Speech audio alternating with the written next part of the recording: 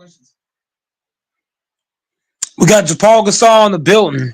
What's up, man? How are you? Paul Gasol in the building. Okay, I don't drink enough soy to be one of those. I'm trying to watch my language. I know you guys are on YouTube on that. I appreciate that greatly, man. How you doing, Bob? So anyway, my question is, the Democratic Party recently did a $20 million investment in. Turn up the mics, both because I'm not close enough. Is this better? No. We just got music over there. So we got you. It's not you.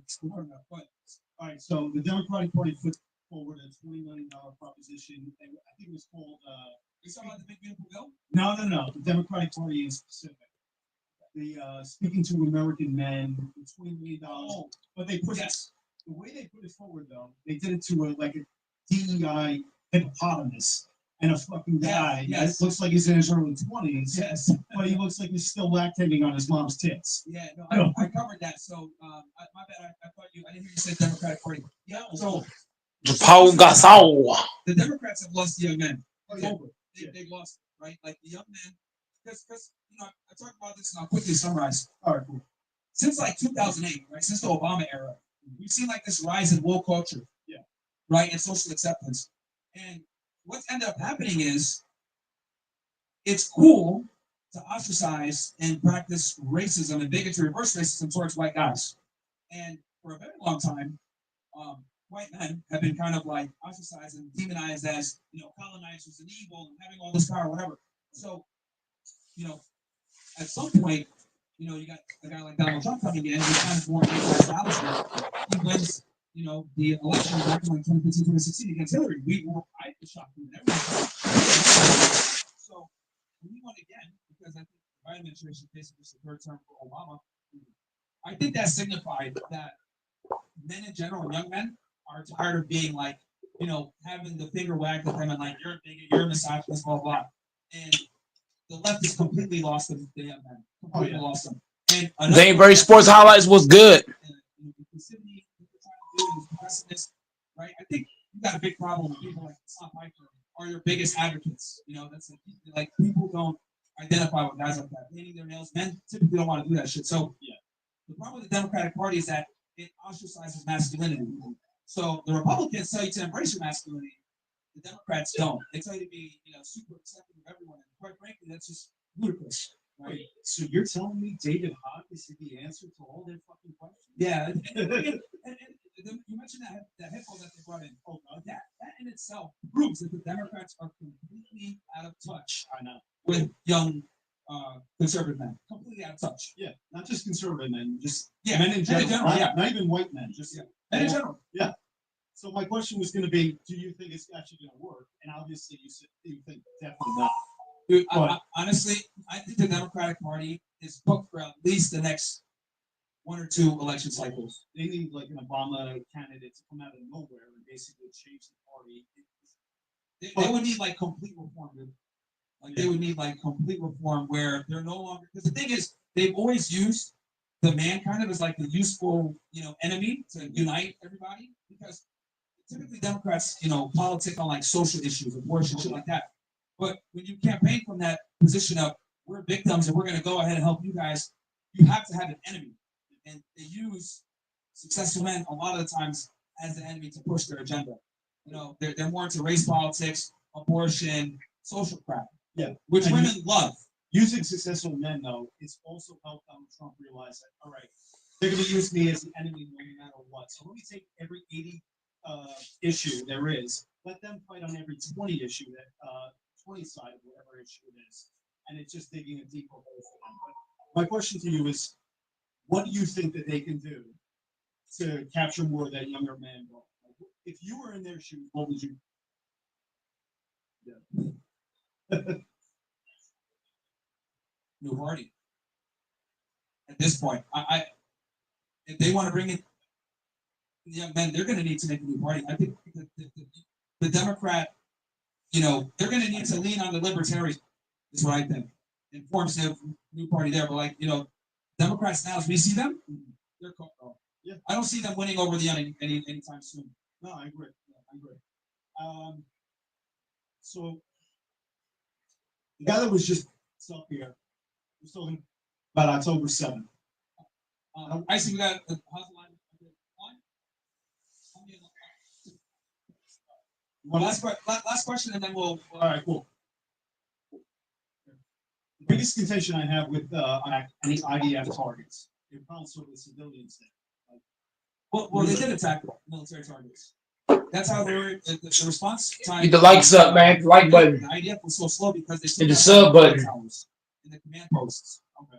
That's actually why it took so long and why the IDF was so discombobulated when they actually came in to deal with stuff. This is why the helicopters were shooting the wrong people. This is why the tanks were shooting into the kibbutzes. Like one of the first things they did was take out all the communication towers. Okay.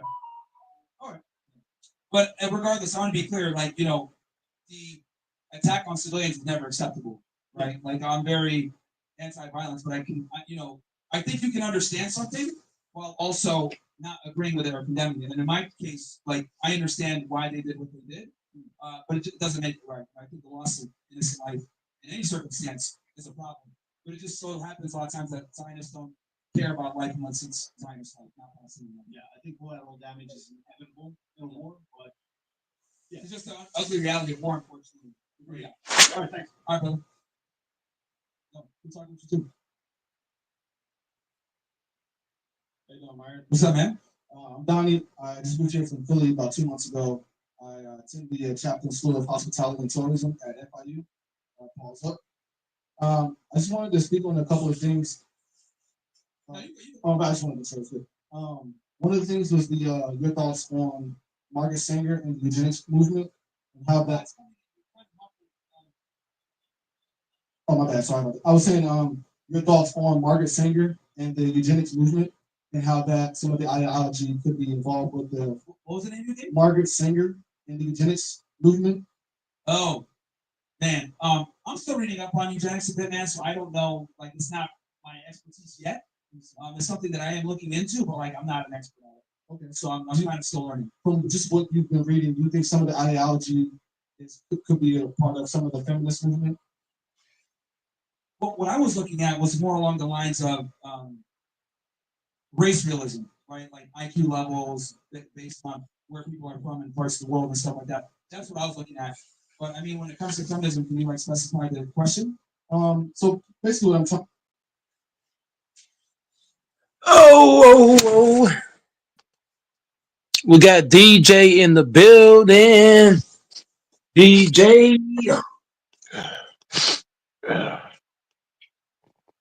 What it do? What it do, man? How's work, bro? Yeah, I'm off Fridays and Saturdays. We actually just went back to 5 days. It was like 4-day work week, like the hell. I feel that you get the least, you get the weekend. I don't like working weekends. Weekends is prime time for most jobs, man. It'd be crazy. I'd be like, hey, Hey, people gotta get their toilet paper, their eggs, their milk, man, their soap, everything. And they want to argue over the price and shit. I'd be like, bro. I be wanting to say so much, but I be pulling back. As a black man, you can't say too much in a white folk place, but it's. No, you gotta pull back. I be pulling back on a lot of stuff. They be like, "What's wrong? What's wrong with you?" I be like, I be having that look like if I say what I really want to say, you're gonna be running to the damn manager. Yeah. People be acting like they're at home when they're in public. Yep, and that's not right.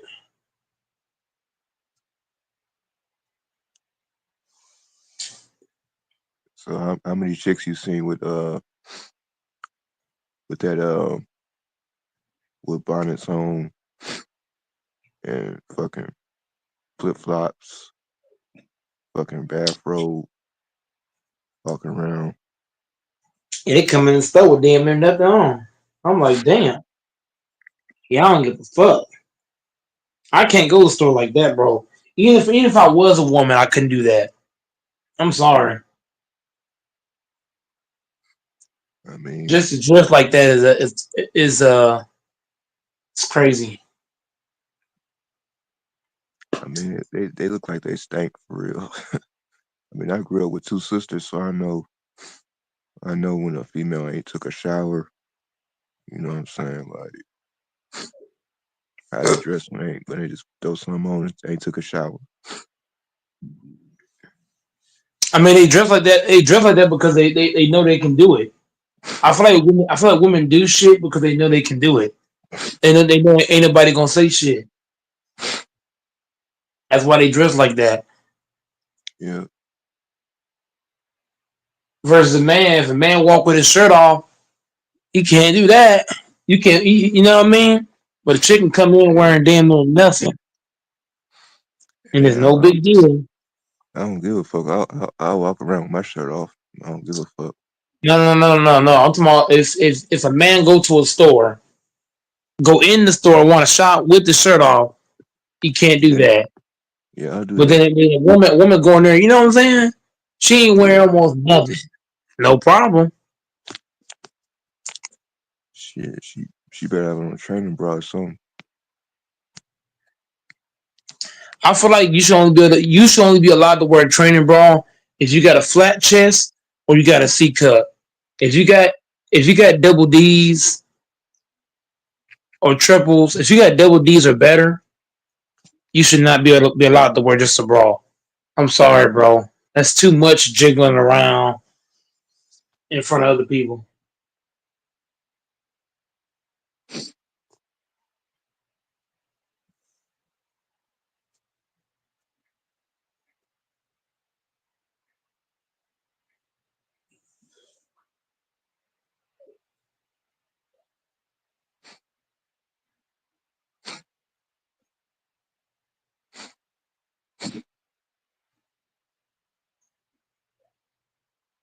Yeah, I mean, in today's world, like you can't really say anything to a female about shit.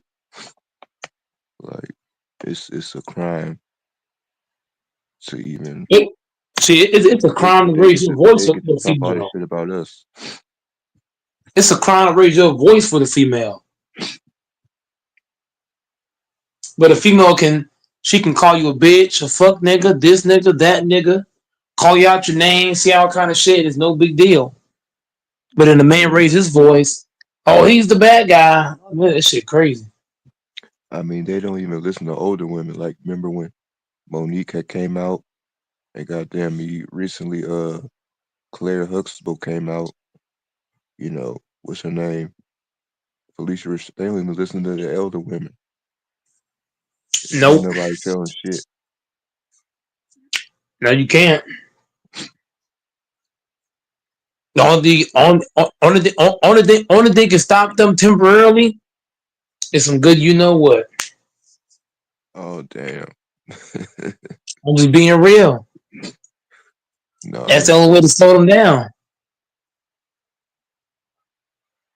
But I'm not even gonna fake it though, cause that's the same ones that be complaining about these men this and these men ain't this and that, and then they turn around.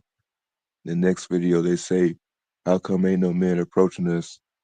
How come niggas don't want to talk to us no more?" It's like We what? scared to talk to y'all. We scared to talk to them because you walk up to a female. Remember, I told you if she's not attracted to you, she gonna call you a creep. So you make men scared. Like women make men afraid to approach because they see us as creeps if they're not attracted to us. Yep, yep, You know what I mean? If she's attracted to you, DJ, you can slap her ass, all yep. kind of shit, and it's no big deal. But if she ain't attracted to you, just you walking up, she gonna see, oh my god, there's a guy coming my way.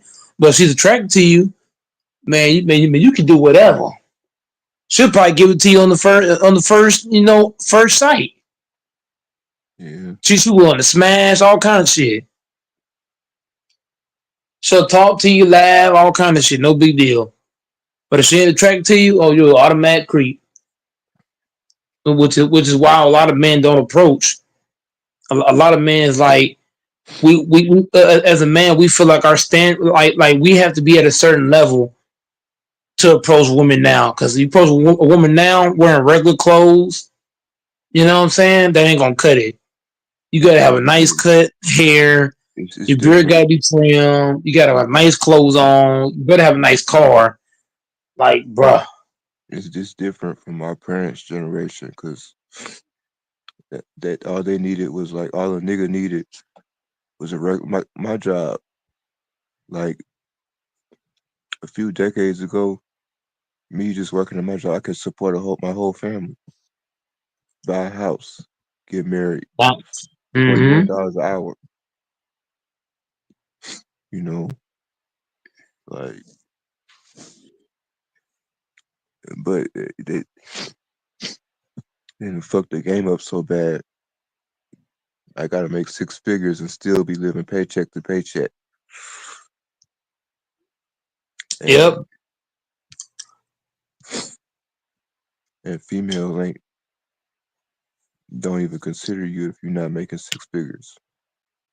If you're making it look 6 figures is is not enough for just yourself. So if you're single living by yourself, 6 figures ain't gonna cut it.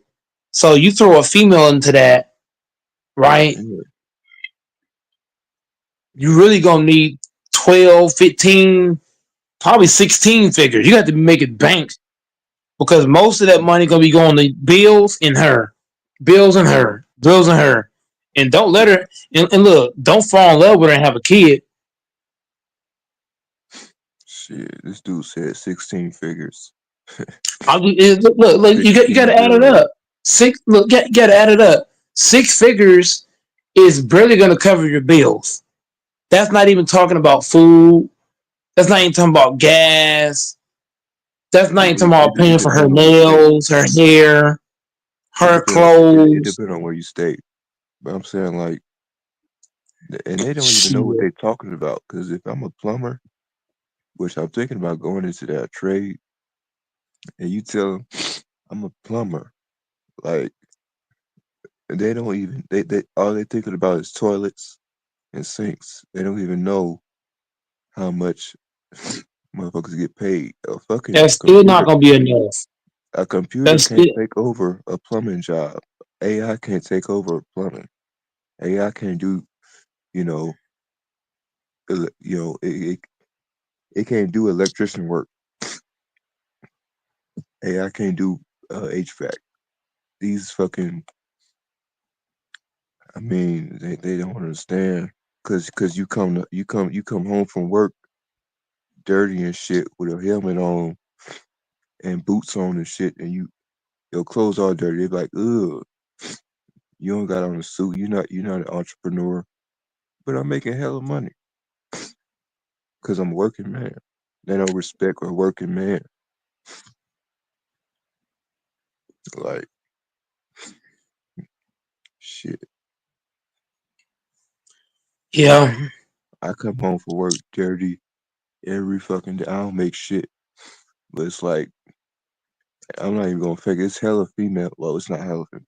But actually it is. It's like a lot of females in my job and I respect that. I respect a female, especially this day and age, that could go to a fucking dusty ass, dirty ass, grimy ass fucking warehouse and load boxes. I respect that shit.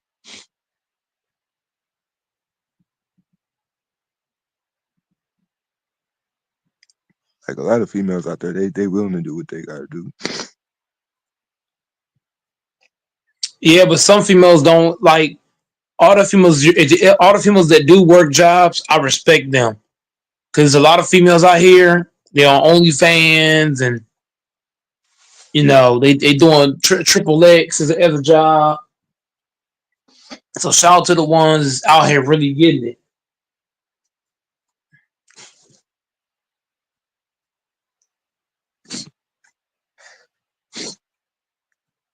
Yeah, it's hot. No air conditioning. Was air conditioning in the building, but not in the trucks.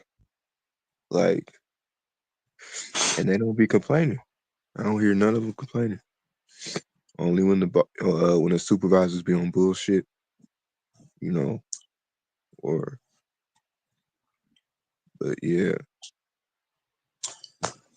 and they be Yeah, man. fun too.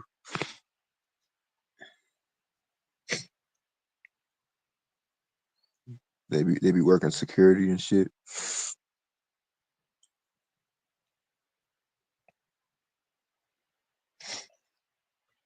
I know how that shit is when there's no air. That's how it is at Walmart. Ain't no motherfucking air. Hot as a motherfucker.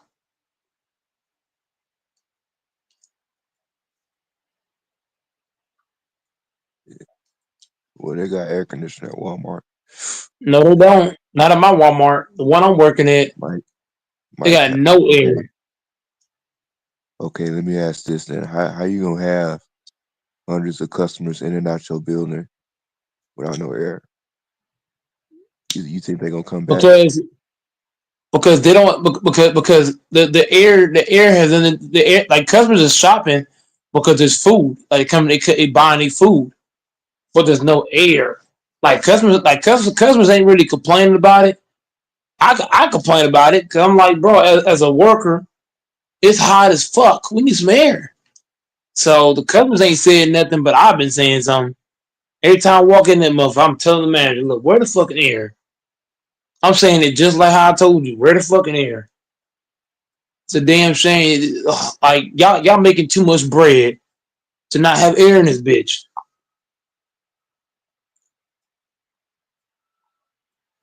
I ain't never heard of a Walmart that don't got air conditioning. Man, ain't no air. It's because they trying to be cheap and not pay for some fucking air. And go, Mike ain't going for the shit. I told them, bro, get some fucking air.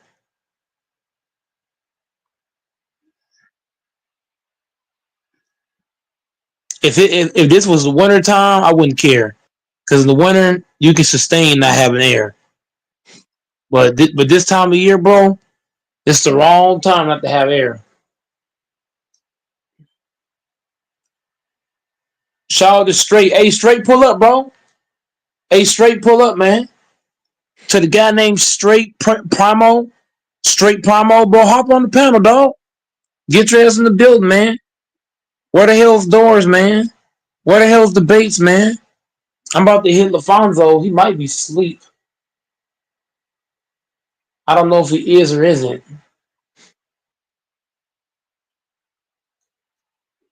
but I'm a show try.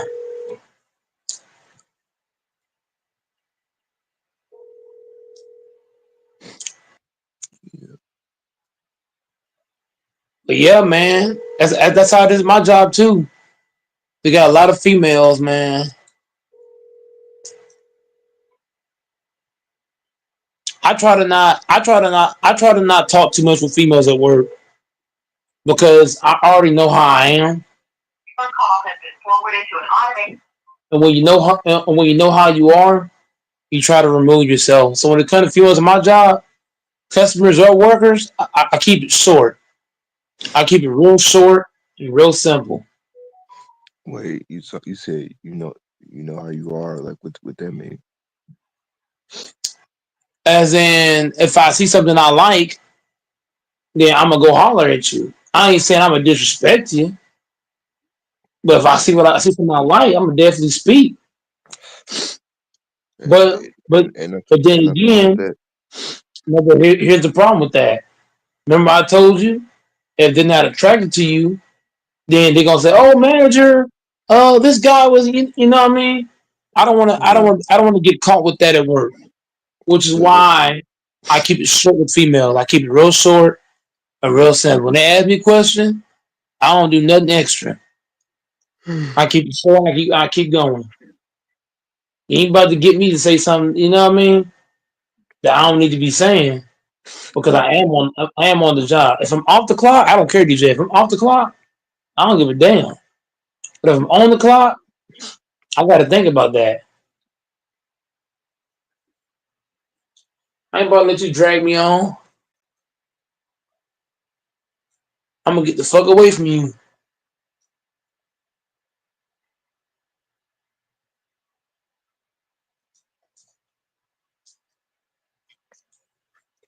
I'm just being smart, DJ. I'm looking at I'm looking at situations and making decisions. It just depends on if you like keep pressing the issue, if they show disinterest in you. Like if you keep, you know, then they'll probably go and tell somebody. You said what? I said if you keep pressing the issue after they show disinterest, like then they might go and tell somebody. No, But no, no, no. Auto DJ. So I think you missing what I'm saying. All the women that tried to talk to in my job is always gone to the managers, and it depends on how you. that's without pressing the issue. They just wouldn't attract to me, and they felt like I was coming after them, and when you know what I mean, and I really wasn't. So that's why I say when I'm at work, I don't really engage with them like that. I keep it short. I keep it pushing. Especially if I know you look good to me, I know I'm gonna get tempted to say something. I keep it short. Keep pushing. Yeah. Keep it short. Yeah, but to the You know, point though. you know what I'm saying, DJ. If you know who you are, you got to be smart. It's kind of like DJ. If I know that if I smoke, I'm gonna do some dumb shit. Should I smoke? No. You got to know who you are. Yeah, If I know that if I know that if I drink, I'm gonna go crazy. I'm not gonna drink. You gotta know who you are and make the right decisions. yeah. So I already know who I am. I know, you know what I mean. So when it comes to women, I keep it real short. They be trying to talk. I be having some chicks be trying to talk to me, but there's some females they don't. I ain't saying DJ that females like me, but there's some that's like extra friendly. And so DJ, if a chick is super attractive and she being extra friendly, you know what I do? Walk away. Nah, you ain't gotta walk away. No, no, no. My ass walking away because I can tell. I can tell when she actually like me or when she's being friendly. If you being extra friendly, and I know you don't like me on that level, I'm not about to put myself through that. I'm about to walk away. I'm about to make an excuse to walk off on you. I'm sorry, bro. You ain't about to do it to me like that. Nope. I don't like women that's extra friendly. Like I don't mind you being friendly, but it's to a degree, especially if you're attractive. Because it's kind of like you lead me on at this point, and Well, I know you're not feeling me like that. I'll get the fuck away. or they're just being friendly because they friendly to everybody. No, hell no, hell no. That shit ain't gonna fly with me, bro. All that friendly shit, nope. I'm getting the fuck away because she gonna make me say something, and then she's not attracted to me, but she's just being friendly. I'm fucked. That's my job.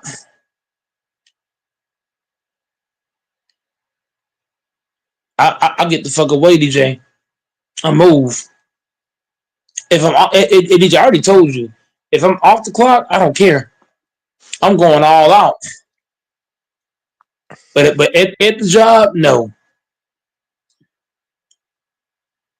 I'm not. I'm never gonna put my job at risk with a female. Nope.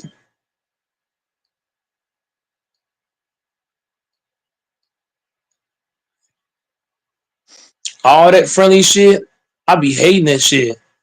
I be like, you know what the fuck you doing too? I don't be playing this shit. I don't let women play So my you emotion. so you take friendliness as manipulative. No. There's different kinds of friendly, DJ. Like DJ, there's regular friendly, like you just being friendly, and there's a different like and there's a friendly like when I say a chick is overly friendly, I'm talking about like it's coming off as flirty. to a degree. But you said she not attracted to you, but she got a No, front. but you're missing the point though. She's not saying she's not attracted to me, but I'm saying I can read body language. It's kind of like I can read people and make an honest decision. It's like if somebody's being overly friendly and you sounding flirty, but at the same time, I know you're not really rocking with me like that. You're just being friendly. And what I tell you, DJ, if she's attractive, if she's an old lady, no big deal. But I'm talking about she's attractive. If you attractive, I ain't letting you do that. I'm sorry. If you're an old lady, no big deal. We can be friendly all day. But if she's attractive, oh no. Oh no. Go Mike getting the fuck away. I ain't about to tempt myself.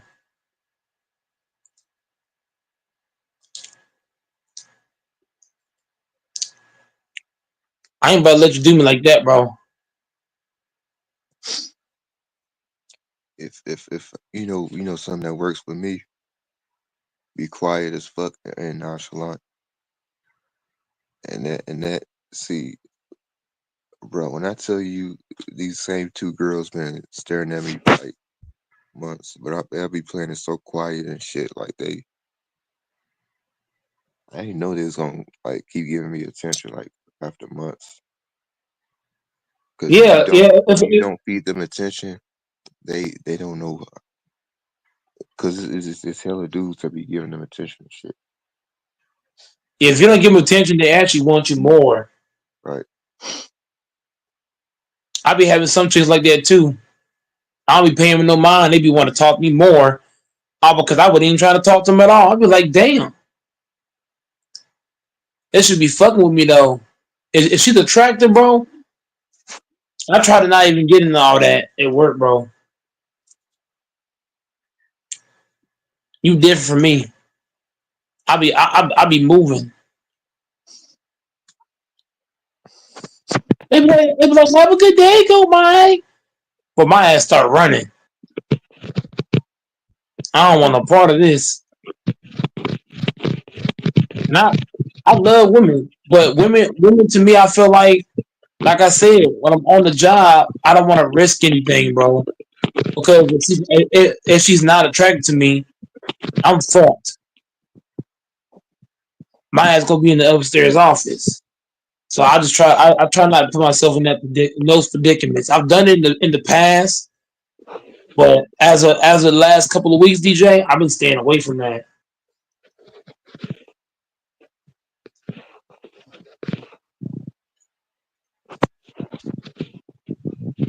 They be like, you don't like females? Hell, of course I do.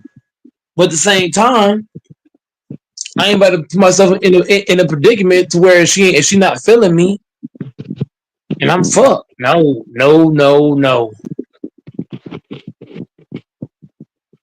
Because being a creep is all about does she feel you or not? If she feel you, she'll fuck you on the first day. If she don't feel you, you're a creep, and and you should be arrested. I'm gonna get confused with people like lame What? people. Like a lot of people associate a creep with like a lame nigga or somebody that's like awkward, but a lot of times it'd be the opposite. It'd be the most like popular type dude that be on that creep shit. You're only a creep if you're not attracted to her. If she feel like you're not attracted, that's when you're a creep.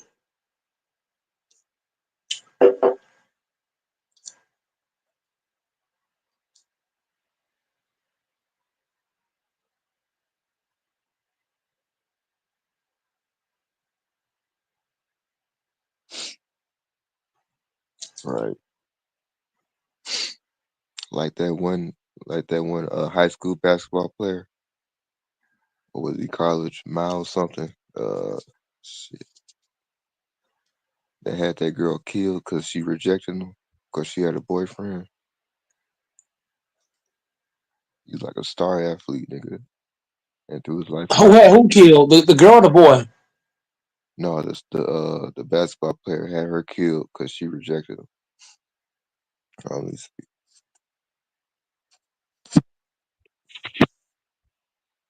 Miles something.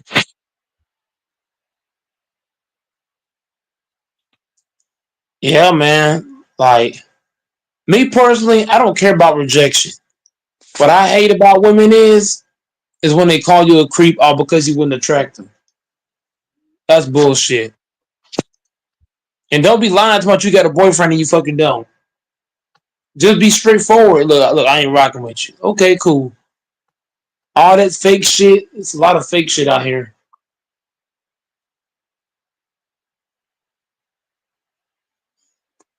I ain't gonna see. That's different between a man and a woman. A man's gonna be honest. Well, I ain't gonna say all men, but I'm talking about in the aspect of if you ask a man, is he seeing somebody, right? He's not gonna lie about that. Yeah, He's yeah. gonna be straightforward. This name right here, Darius Miles. Oh, wait a second. Yeah, but not the NBA Darius Miles. He's a college basketball player.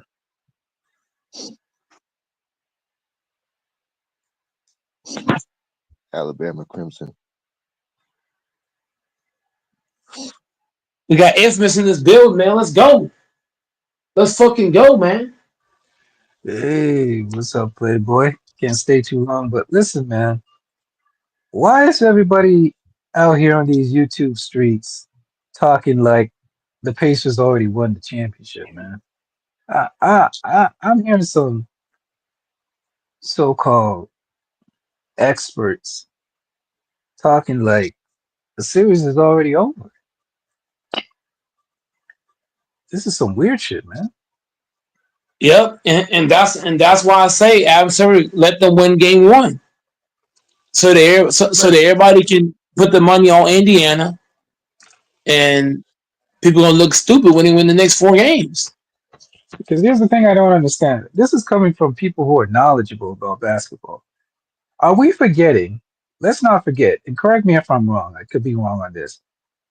Wasn't there a game? Wasn't there a game between OKC and Denver where Denver pretty much won it on a last second?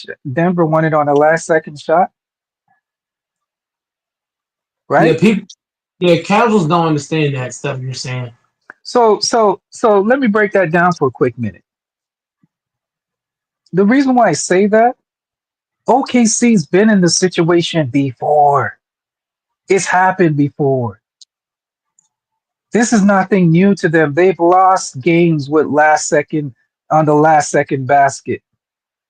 They've seen it all. This is nothing new to them. People are acting like, oh my gosh, this has never happened before. Like it's never happened before the OKC. It's happened already. They've been blown. They've had everything imaginable happen to them already. They've been blown out, right? They've lost on the last second shot, right? Let's be sensible, people. And guess what? They're still in the NBA Finals. They've been through this. And every time their back is against the wall, ashy knuckles, they come back the next game and put on a stellar game.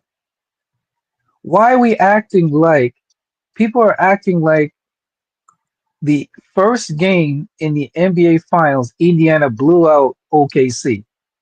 They, if that basket by Tyrese Halliburton missed, what would people be saying today, Mike? Go ahead. Um, they'll be saying, "Well, I don't know. I don't know exactly." They would be, they would, oh man, they came close, but I think OKC's got this, right? It took a last second shot.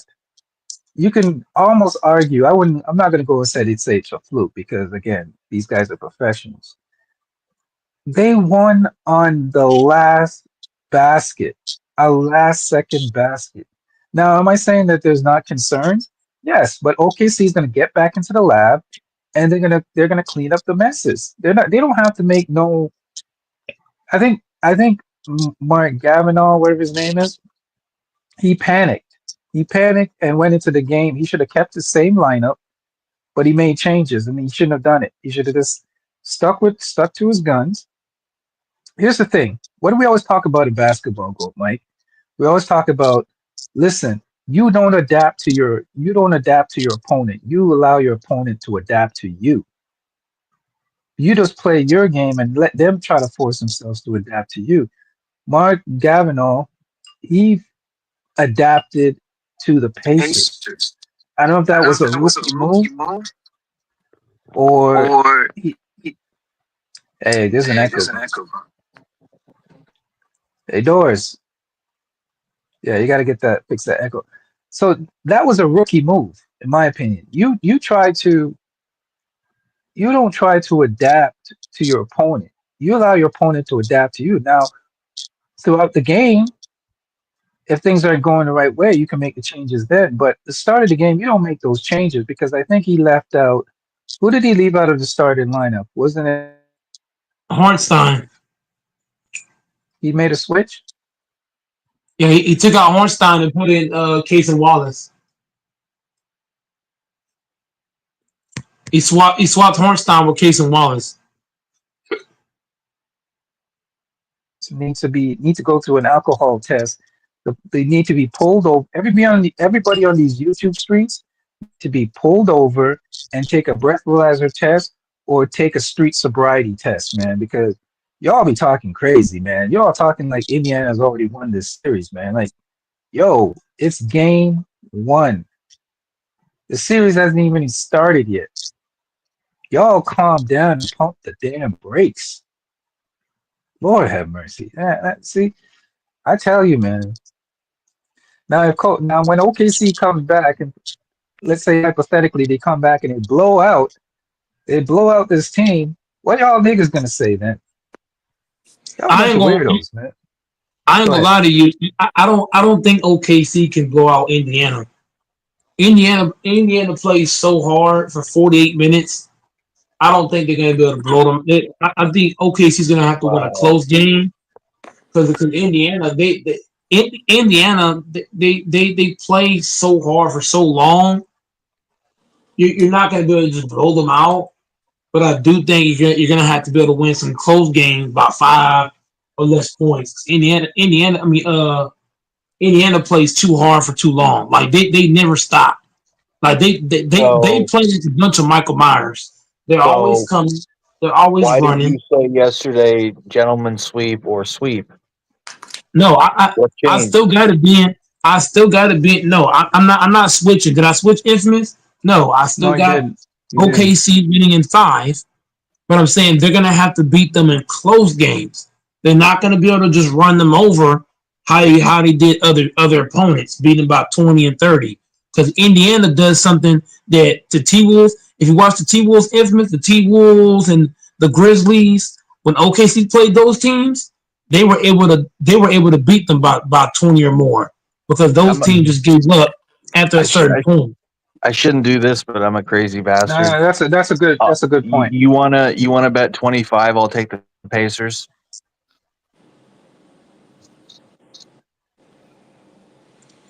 Who are you talking to with that? What are you betting game 2? Okay. No, I said I'll take the Pacers winning the title for 25. That, bro, if you're not betting more than that, it's a weak ass bet, bro. Well, you already owe me 25. 25 is nothing. You should, bro. Bet me at least 150. Come on, Mike, be careful. Okay. Hey, listen here, man. No. The reason why, no. The reason why I did that to him, no, Infamous. You know why I did that to him, Infamous? Because he tried to say that I switched my pick, and I did it. So I'm just showing him, like, Goat Mike didn't switch up. I got OKC in 5. But it's not going to be easy. That's what I'm saying, Infamous. It's still OKC in 5, but it's not going to be as easy as it was with the. He don't want to bet me. He's scared to bet me. He's scared of that. He knows that the Thunder are going to choke and the little MVP SGA. Doors, can you let me finish, sir? What I'm saying is, OKC's going to win in 5. I'm sticking with that. But what I'm telling you is, when you watch, hold on, let me finish, please.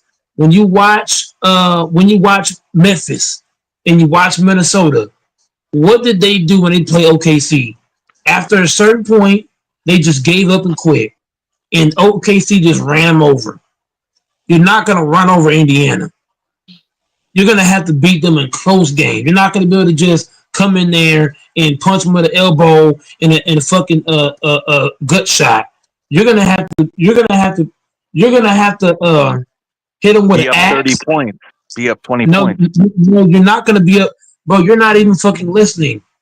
You're not gonna be up 30 against Indiana. You're gonna have to hit them with the axe. You're gonna have to shoot them with a fucking machine gun. You're gonna have to hit them with a fucking crowbar. Then you gotta take a car and run them over. You have to fucking get another machine gun, hit them again. Dude, bro, What am I saying? if the Thunder had played the first half better, they could have been up 20 points or more. If was a fifth, we'll all be drunk. So don't Indiana plays harder than anybody. You're the one that's too OKC scared to bet me. Okay, hold on. There's a stat, infamous. There's a stat that you didn't bring up. Whenever OKC has forced 15 or more turnovers, you know what? You know how many transition points they average when they force teams in 15 or more turnovers? They're averaging 20 plus points or better. You know what Indiana did? They turned the ball over 20 times, but guess what? They only got a few points out of it. So that's Indiana's advantage. Now, Famble got them winning in 5. That's cool. But I got OKC in 5. Anybody else? AC Pitch, you got anything? Doors, go ahead. Doors, you want to talk back? And hey, mic is open. Mic is open. Doors. I said what I need to say.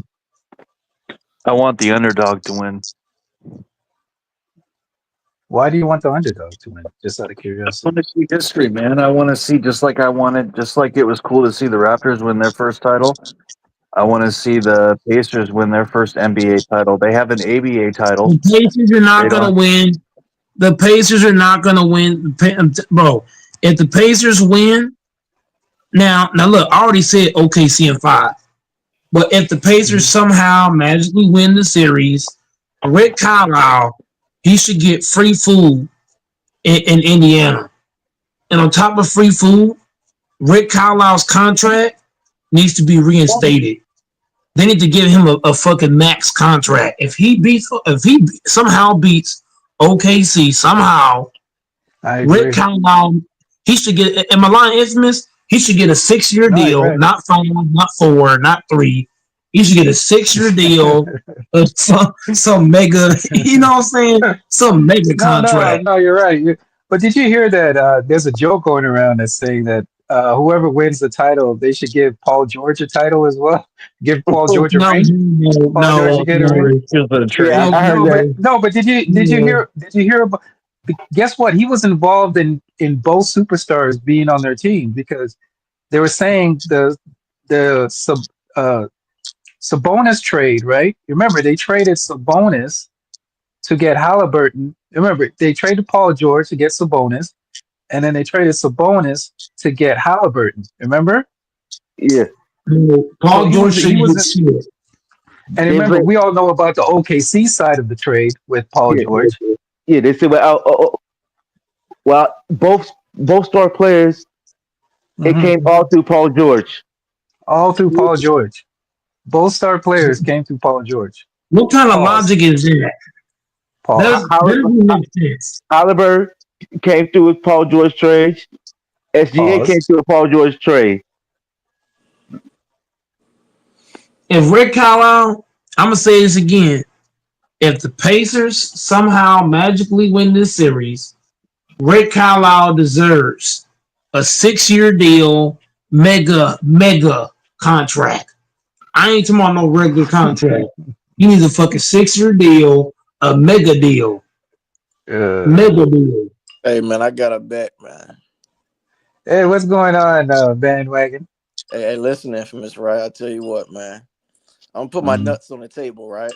Hey, listen, Oh, you're putting whoever the what? wins, hey, Mhm. You put the nuts on the table? nuts Okay. on the I'm table, shocked. man. Hey, I'm whoever shocked. wins, You put them on the table? hey, listen, Wow. whoever wins, man. Hey, you gotta pay me 1,000, man. That's the bet, man. Oh, Whoever get out of Man, wins, here. man, I get 1,000. It Get is out what of it man, here. is. Get Yeah, out of man, here. we'll give you 1,000. We'll give you 1,000 bandwagon stickers. We'll do There you that for go. you. Hey, Cuba. Yeah. hey, why the fuck did he put the 5-minute timer on this bitch, man? What the fuck did I say, man? Hey, Cuba. What's Whoever up? wins, we give you 1,000 pennies. 1,000 pennies. Yeah, Yeah, there you go. Hey, I'll take that shit too. but it'll be in Canadian money. What the fuck does that Oh, convert to? wait a minute. Why am I catching strays? Why am I catching strays? Hey. Damn. Why am I catching strays out here? I ain't nothing to do with this. Come on, man. If I have OKC winning, man, hey, I'm cheap. I'm a Mhm. cheap bandwagon, man. That's gonna be $2.50. Listen, man. OKC's winning this. The OKC and Pacers. 5. No, I do Okay. agree with Mike though. I don't think there's not going to be a blowout. There probably won't be a blowout in this series. You can't trust. You could be up by 20 points with 6 minutes left, and the Pacers are going to come back on you. So it doesn't matter what lead you have. Just like Mike said, they're like Michael Myers, man. They're like Michael Myers and Jason, man. They just keep coming at you, even Yeah, when but you the think They're you thing, had them always down. coming. they went Indiana. They was the best team in NBA. Second half team. Offense. Yeah, but OKC's been in this situation before, and they're the best team in the NBA overall. They're a historically great team. So you're looking at an historically great team by plus win margin. Like they've destroyed every single team that they faced, pretty And much. they're down 1-0 in the finals.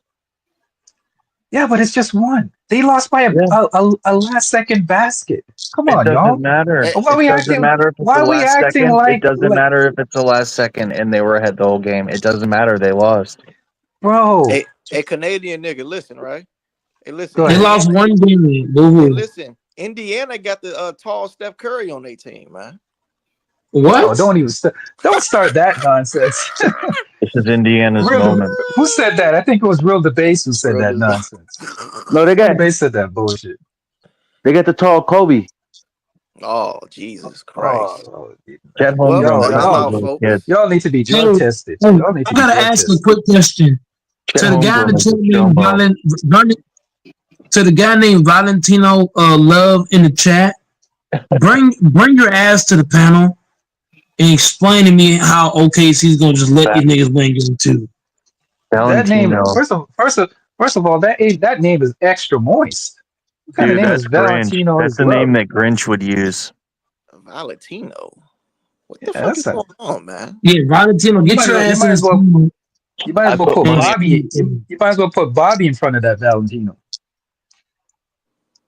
And we Bobby all know what Apple Valentino. happened. jeans, boost with the fur. Yeah, you gonna see Hey, something hey, else if he goes to the images. bandwagon. Do you remember what happened? We remember that video with Bobby Valentino. That's We all why I remember said, that. man, if he goes to images, you gonna see something else, man. Yeah, we all know about that video that happened to Bobby Valentino when he How was caught come in that hotel room or apartment. And Where Bobby you go? Where you Valentine, going? the Where Red you Sox going? Where you manager? going, Bobby? Slow Hey, down. I just want to hey, be. infant, hey, infant. hey, bandwagon. You remember what the quote unquote woman was? Bobby, where you going, Bobby? Where you going, Exactly. How, Bobby? how Oh come you boy. got in the 100 gorillas, 100 men Hey, versus one gorilla in the picture? You got little Asian guys. That affects the Yeah. the likelihood if it's like 100 Samoans versus a gorilla, 100 Filipinos, hey, infant. 100 Nigerians. This Is motherfucker Indiana really coach? typed in Is gorillas Indiana? versus Asians. Go What the ahead, fuck? Fanbo. What you say? Is Indiana coach is the one who was the coach for the Dallas when they won the championship? Yes, Yeah, he is. Oh my God, yes. 100 Asians. First of all, that doesn't even sound right. Dude, Yeah, that 100 is. Yeah, that is Samoans, something. 100 Samoans versus a gorilla. The Samoans are gonna win, hands down, dude.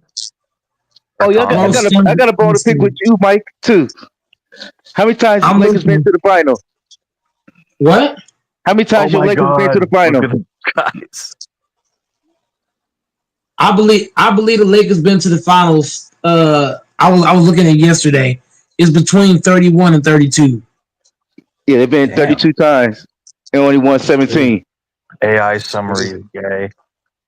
They went to most of their finals back when they were called the Minnesota Lakers. Not most. They still Yes, won they more were. finals than LA. Most of their finals came back then, bro. Most of them. Their wins and appearances. Bro, I'm not talking about wins. I'm not talking wins. I'm I'm just not talking about wins. He's just talking about appearances. Yeah, you can just ask it in the query. Say how many times did the Lakers make the finals in I know Minnesota just versus talking about- LA? But you're not listening, Doris. I was born in '96. So when I say back then, I'm talking about Magic and Kareem era all the way down to the Minnesota era. Mm. And Boston been to 23 finals. I know. They only Celtics- appeared in the- 5 finals while in Minneapolis. Numbnuts. The Celtics. But was you're whooping not their ass. listening, bro. Can somebody explain to him, bro? He's not They've listening. appeared, dude, they've appeared 26 times as the Not so Los back Angeles then, Lakers. Doors, you're not lit. Doors, this is my beef with you, Doors. You're not listening. I was born infamous, and I'm not tell this clown. I was That born was in the second 96. argument you made that it's been after I my was born lifetime, in- but the first you're not- comment you're you not made was listening, that they dumb appeared fuck. in more in You're Minneapolis. not listening, dumb fuck. Shut up over talking me, bro. I clearly said you dumb fuck. But Mike is born in 96. So when a nigga say back then, I'm talking in the era that I wasn't in, dumbass. I'm talking from the Magic era all the way down to the Minneapolis Lakers. The fuck are you talking about? And when I said back then, nigga, you didn't say what back then are you talking about. Did he say that, Fambo? Did he say what back then what Mike's talking about? No, he did not. Don't bring anyone into it but me and you. When I clarified it, your ass looks stupid now. So shut up. Fucking You white know you were at supremacist. Neverland Ranch getting You're a touched white by Michael. supremacist, nigga. Shut up. You're a white supremacist. You Trying to got talk molested shit. by Michael Jackson. You're a white supremacist. You're the same guy to use the N-word on Michael the fucking Jackson TV. blew you at Neverland Ranch. Use the N-word again. If you use the N-word on her, if you use the N-word on her again, nigga, I might just come find you. Slow down. Slow down. I just want to get where you going, Bobby? Where you going, Bobby? That person had an Adam's apple too. Remember? Jesus. Bobby I'm gonna Brown. I'm gonna have my mask on too. Yep, Bobby with my- Valentino. Only pussies use masks. What? Michael Myers had a mask on. Is he pussy too? Yeah, Jason had a anyone who mask uses a on. mask is a bitch, dude. Show your face. Yeah, Michael Myers. Michael Myers. Jason had a Michael Myers. mask. You know what's crazy, infamous? Michael Myers. He would take out all Doris' organs. Talking Yeah, that and dumb shit. the Ku Klux Klan had a mask. So what's your point? Masks are for pussies. What? You would not say that, bro. You would never say that to Michael Myers' face. You would get your ass gutted. Dude, if Talking you're such a like tough guy, why do you need a mask on, tough guy? You're some Bro, tough killer. Bank robbers wear masks. Bro, you sound dumb. Shut up. He's got a white mask on like a little pussy, like a scared little mama's boy. Michael How you Myers gonna is a call bitch. somebody? How you call somebody a pussy? You're the same He nigga likes to play dress up because he's a fucking fairy. All Michael bank Myers robbers, they is wear probably a masks. Yeah, closeted some fairy. with bareface, they seen him when they robbed him. No, but here's my thing. People that have masks on aren't pussies. Doors Yeah, doors don't have the right to call somebody a pussy. I'm sorry, bro. Uh-oh. You're gonna bring up the gym thing again? It's Yeah, Dude, bro, the Celt everybody Warriors knows. would fight This is the the same Romans guy- fucking bare naked, dude, and painted in blue. This is the same guy that let a man throw his bag on the ground, but he's calling people pussies. I knew that was It's coming. crazy. Who needs to hide behind a mask?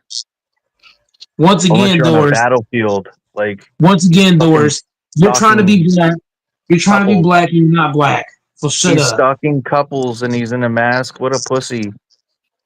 Doors. You're the only pussy on here. Fight him fair. Why do you need to hide in a mask and stalk people with your little knives and shit, You Michael fight Myers? around, If you're Doors. such a touch guy, Doors, Doors, you don't fight at all. A man threw If your bag Michael on the ground. Myers You wouldn't was do so it. tough, he could hop in the UFC ring Michael Myers and would fight tear the your real ass. men. Michael Myers doors, he would take out all your organs and feed them to you. Shut up. I'd fuck him in the ass. No, you wouldn't, bro. Whoa. Hey, AC, you got to put the timer on. Yeah. You got to put a 20-minute Whoa. timer. 20-minute timer, AC. That's so moist. Yeah, I'd take a y'all samurai knife and take cut it. his head off and then stick it in his ass. Y'all go too far, man. See, Doors, and this is why we say this stuff up. We say about you, Dude, bro. Michael Myers is a coward. Yeah, we can make jokes, but none of us would ever say something what you just said. See, that's the difference, man. It's Pride Month. Relax. It's Pride take it to Month. the It's extreme. cool. It's cool. It's Pride Month. Chill. No, it's not. That is never cool. That is never cool, bro. Everybody's You don't gay say in that Pride with- Month. No, they're not. No, they're not. Doors, you're the only guy to say some moist shit like that on the panel. Nobody would say Diddy. that on the panel except you. Hey, Nobody. Valentino. I'd knock Jason down. Send him to La La Land. But here's the thing, Fambo. You an OG that's been to the hood. Doors is a white boy that's trying to be hood. I'm talking to dude in the chat. He talking about what about Jason? Okay, let's see what he's saying. Take a Pacers 30 on winning 6 game and 2. point it at Jason and press the trigger and blow his Hey, fucking body. Mike. Hey, by the way, Mike, you have a bet with Will Debates, right? About game 2. Debates. I don't know what the bet Yeah. was. What did he bet again? Oh, I mean, He bet you he bet you Halliburton Show over Michael 20 Myers without his over mask 20. on. Hey, Doris, be quiet for 1 minute. He bet you I think he bet you Halliburton to get 20 points and 10 assists or something like that. okay. You gotta I'm go also back gonna on the bet live. Doris. I'm gonna bet Doris $40. That $40. That the Pacers don't win the series. You want that too, Doris? Yeah, no contingencies, just a straight up bet on the series. Yeah. So that way I can focus in on getting out King and Infamous. So, Mike, I gotta ask you a question. You guys didn't HG really.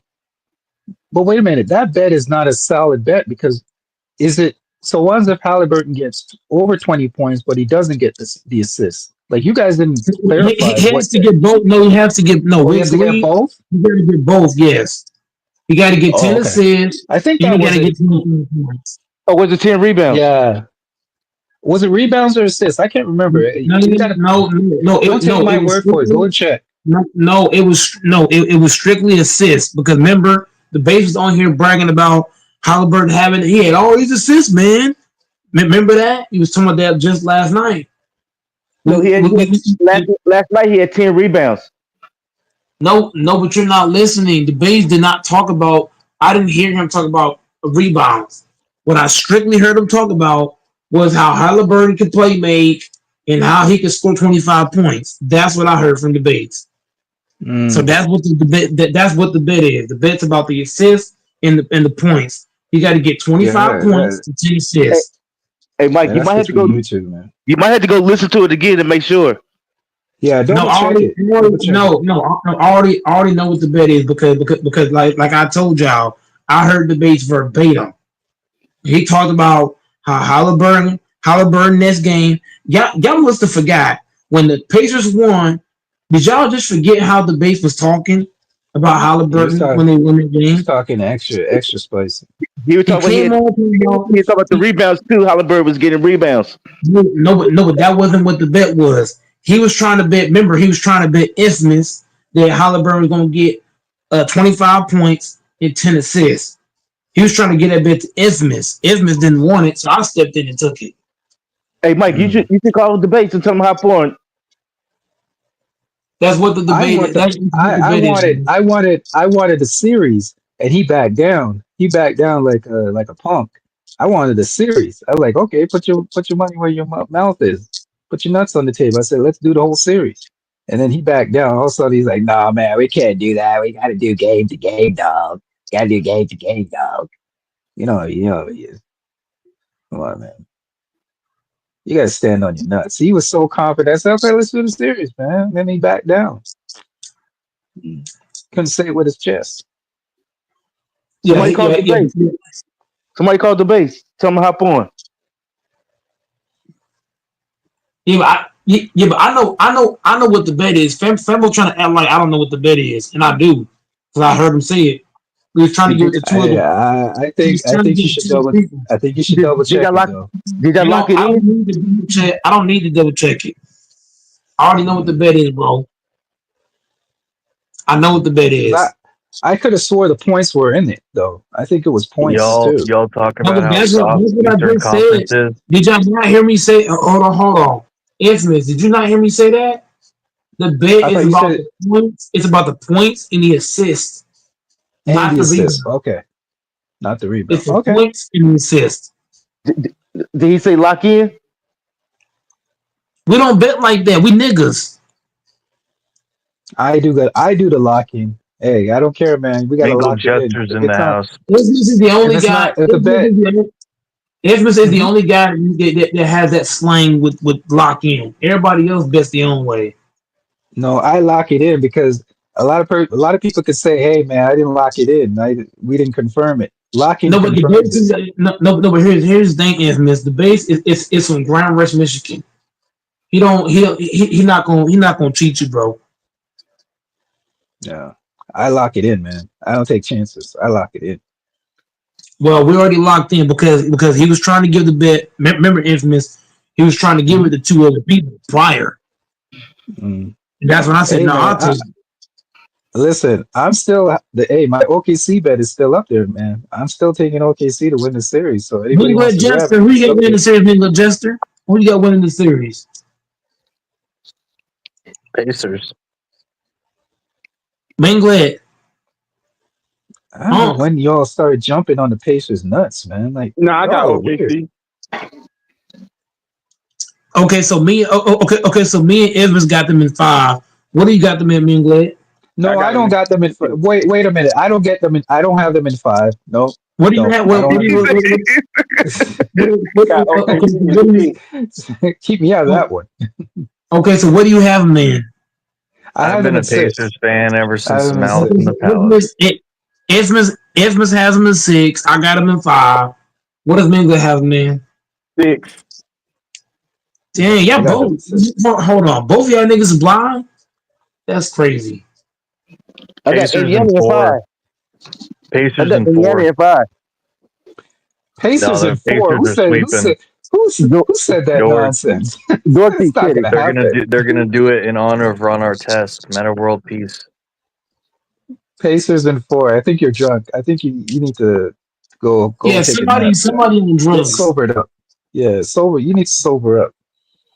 Somebody need Jesus saying Look at that how shit. baggy their uniforms used to be back in the day. Let's talk I about must admit- this. Let's talk about this real fast, Infamous. If OKC loses game 2, are they in trouble? Yeah. Yes.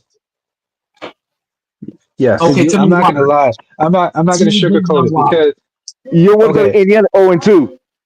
exactly. You don't want to go back to Indiana 0-2. It's just plain and simple. You don't. Hey, No, but give you me see a what- breakdown. Give me a breakdown of why though. Like what are the reasons why? Well, it's very simple because you're now giving.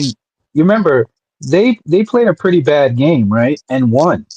They had the most turnovers in the finals history, pretty much, and they still won that game with the last. So if they win the second game, that just gives them more confidence. Each game they win gives them more confidence. So now you as OKC, now you're going to start to question yourself, like, hey, wait a minute, maybe we What? can't. You know what I mean? Like puts doubt in Yeah. your mind now.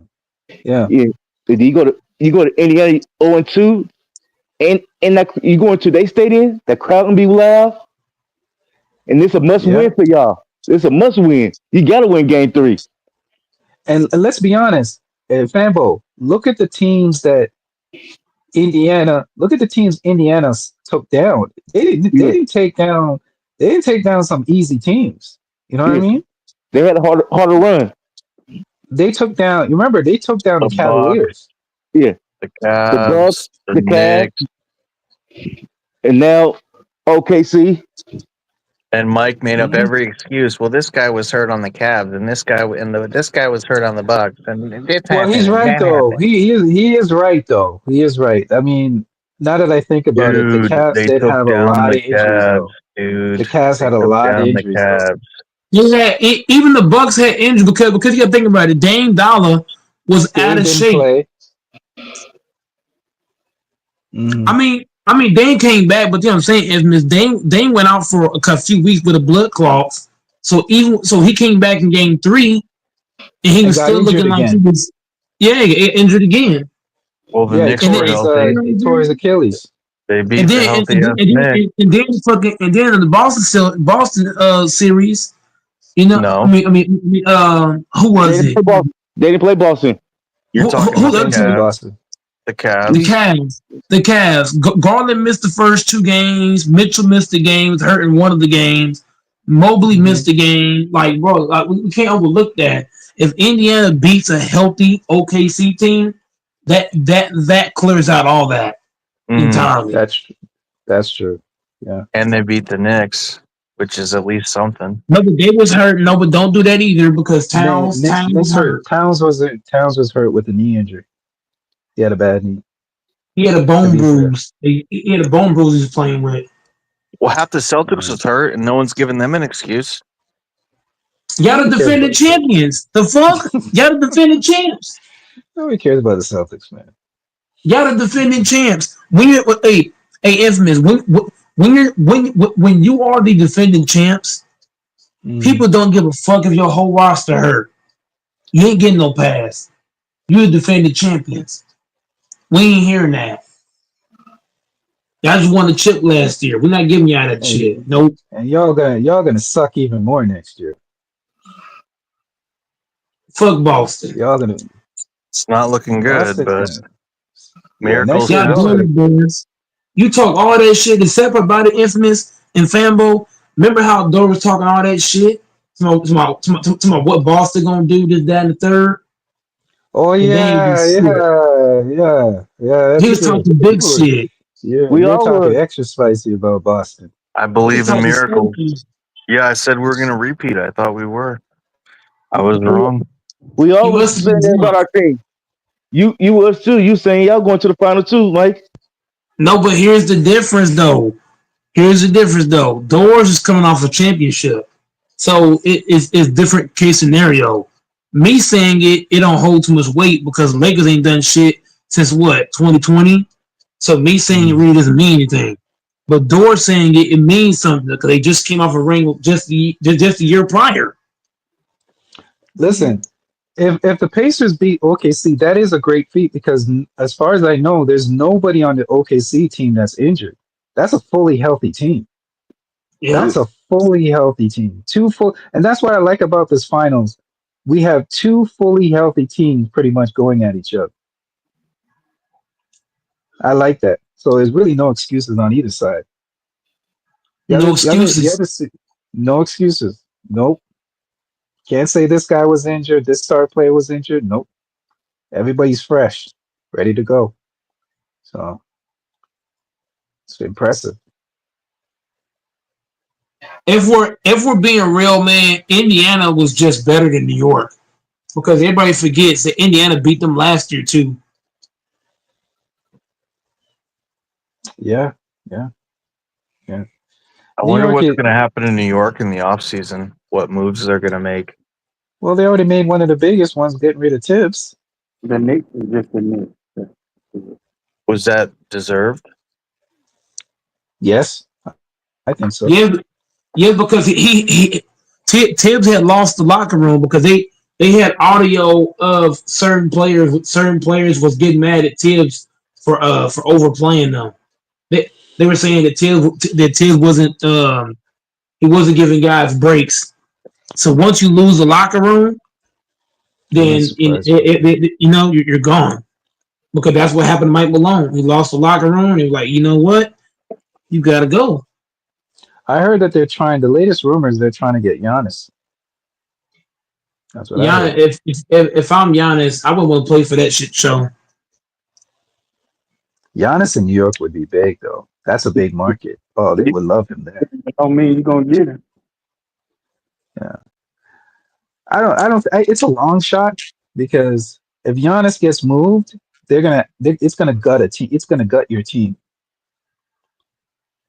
But Towns would have to go the other way. Towns would go the other way. That's what they're saying. Towns would go the other way. Everybody wants Giannis. If people get carried away, they're gonna fucking give away the house. And they saw Bro, when he, it's worth it though. It's kind of it was worth like it. it's like Brunson. they said You like gotta 10 give me teams. Brunson and Towns. You gotta give me Brunson and Towns. Fuck that. You give me both these niggas. I mean, is it worth it? He's only one guy. I mean, yeah, he's I don't like give a top damn. 3, top Okay, 2. But so can I ask the panel this question? top You guy replace can get hurt. He Towns. can get killed in a car accident. Anything can happen. Yeah, but I'm saying, let me ask the panel this question. You that replace Towns. You replace Towns with Giannis. Is New York winning that series? Yeah, bro, just say. Of course. Yeah. Doors. Why are you so negative with saying shit like that? I'm just, dude. My guy just got an Achilles rupture. Like, are you fucking kidding me? Like, You just said the Don't man. say that about nobody, bro. I don't give a damn about that. He just said the man might get in a accident and die. Yeah, you know what I'm saying? You gotta ignore it. He's a weirdo. You gotta ignore some of the shit he says. I don't. I'm just that's why I saying, ignore betting it. the That's whole, why I push it betting on. the whole, man. betting Like, the what we whole doing? house, betting the whole house on one guy seems reckless. Bro, it doesn't matter. You sit here trying to wish death on the man. Then gonna bring up the fact that Not wish death. Jason I'm Tatum saying that tore it his could Achilles. happen. Ruptured his Achilles. Okay, Kobe ruptured his Yeah. Achilles. So did KD. I mean, No, Tatum. it's gonna be all right. Tatum. I Hey, know, but I'm Jesse, saying, just Kobe, ignore him. Just ignore him. but I'm Just ignore saying him. Kobe ruptured his Achilles, and so did KD. That's all I'm saying. Did It's Kobe not come back the unusual. same after All I'm saying is 2013? it's not unusual. Is all I'm saying. Yeah. But you're trying to you saying that basically you wishing death on the man. He get in No, a not car. wishing Like, death. I'm That's saying why. That's why I I skipped past it. said he could get killed in a car accident. Like, why would you say that though? because Yeah, if why you're would gonna you even say that? because teams are gonna go crazy to get him, and they're gonna give away the house, dude. And it's on one person's Yeah, shoulder. but you're missing the point. You didn't need to say that That's part. just weird. You could have just been like, no team ain't gonna. I don't think no team gonna get him or something. Yeah, why you say that though? What kind of hating ass shit? This is why niggas hate the Celtics.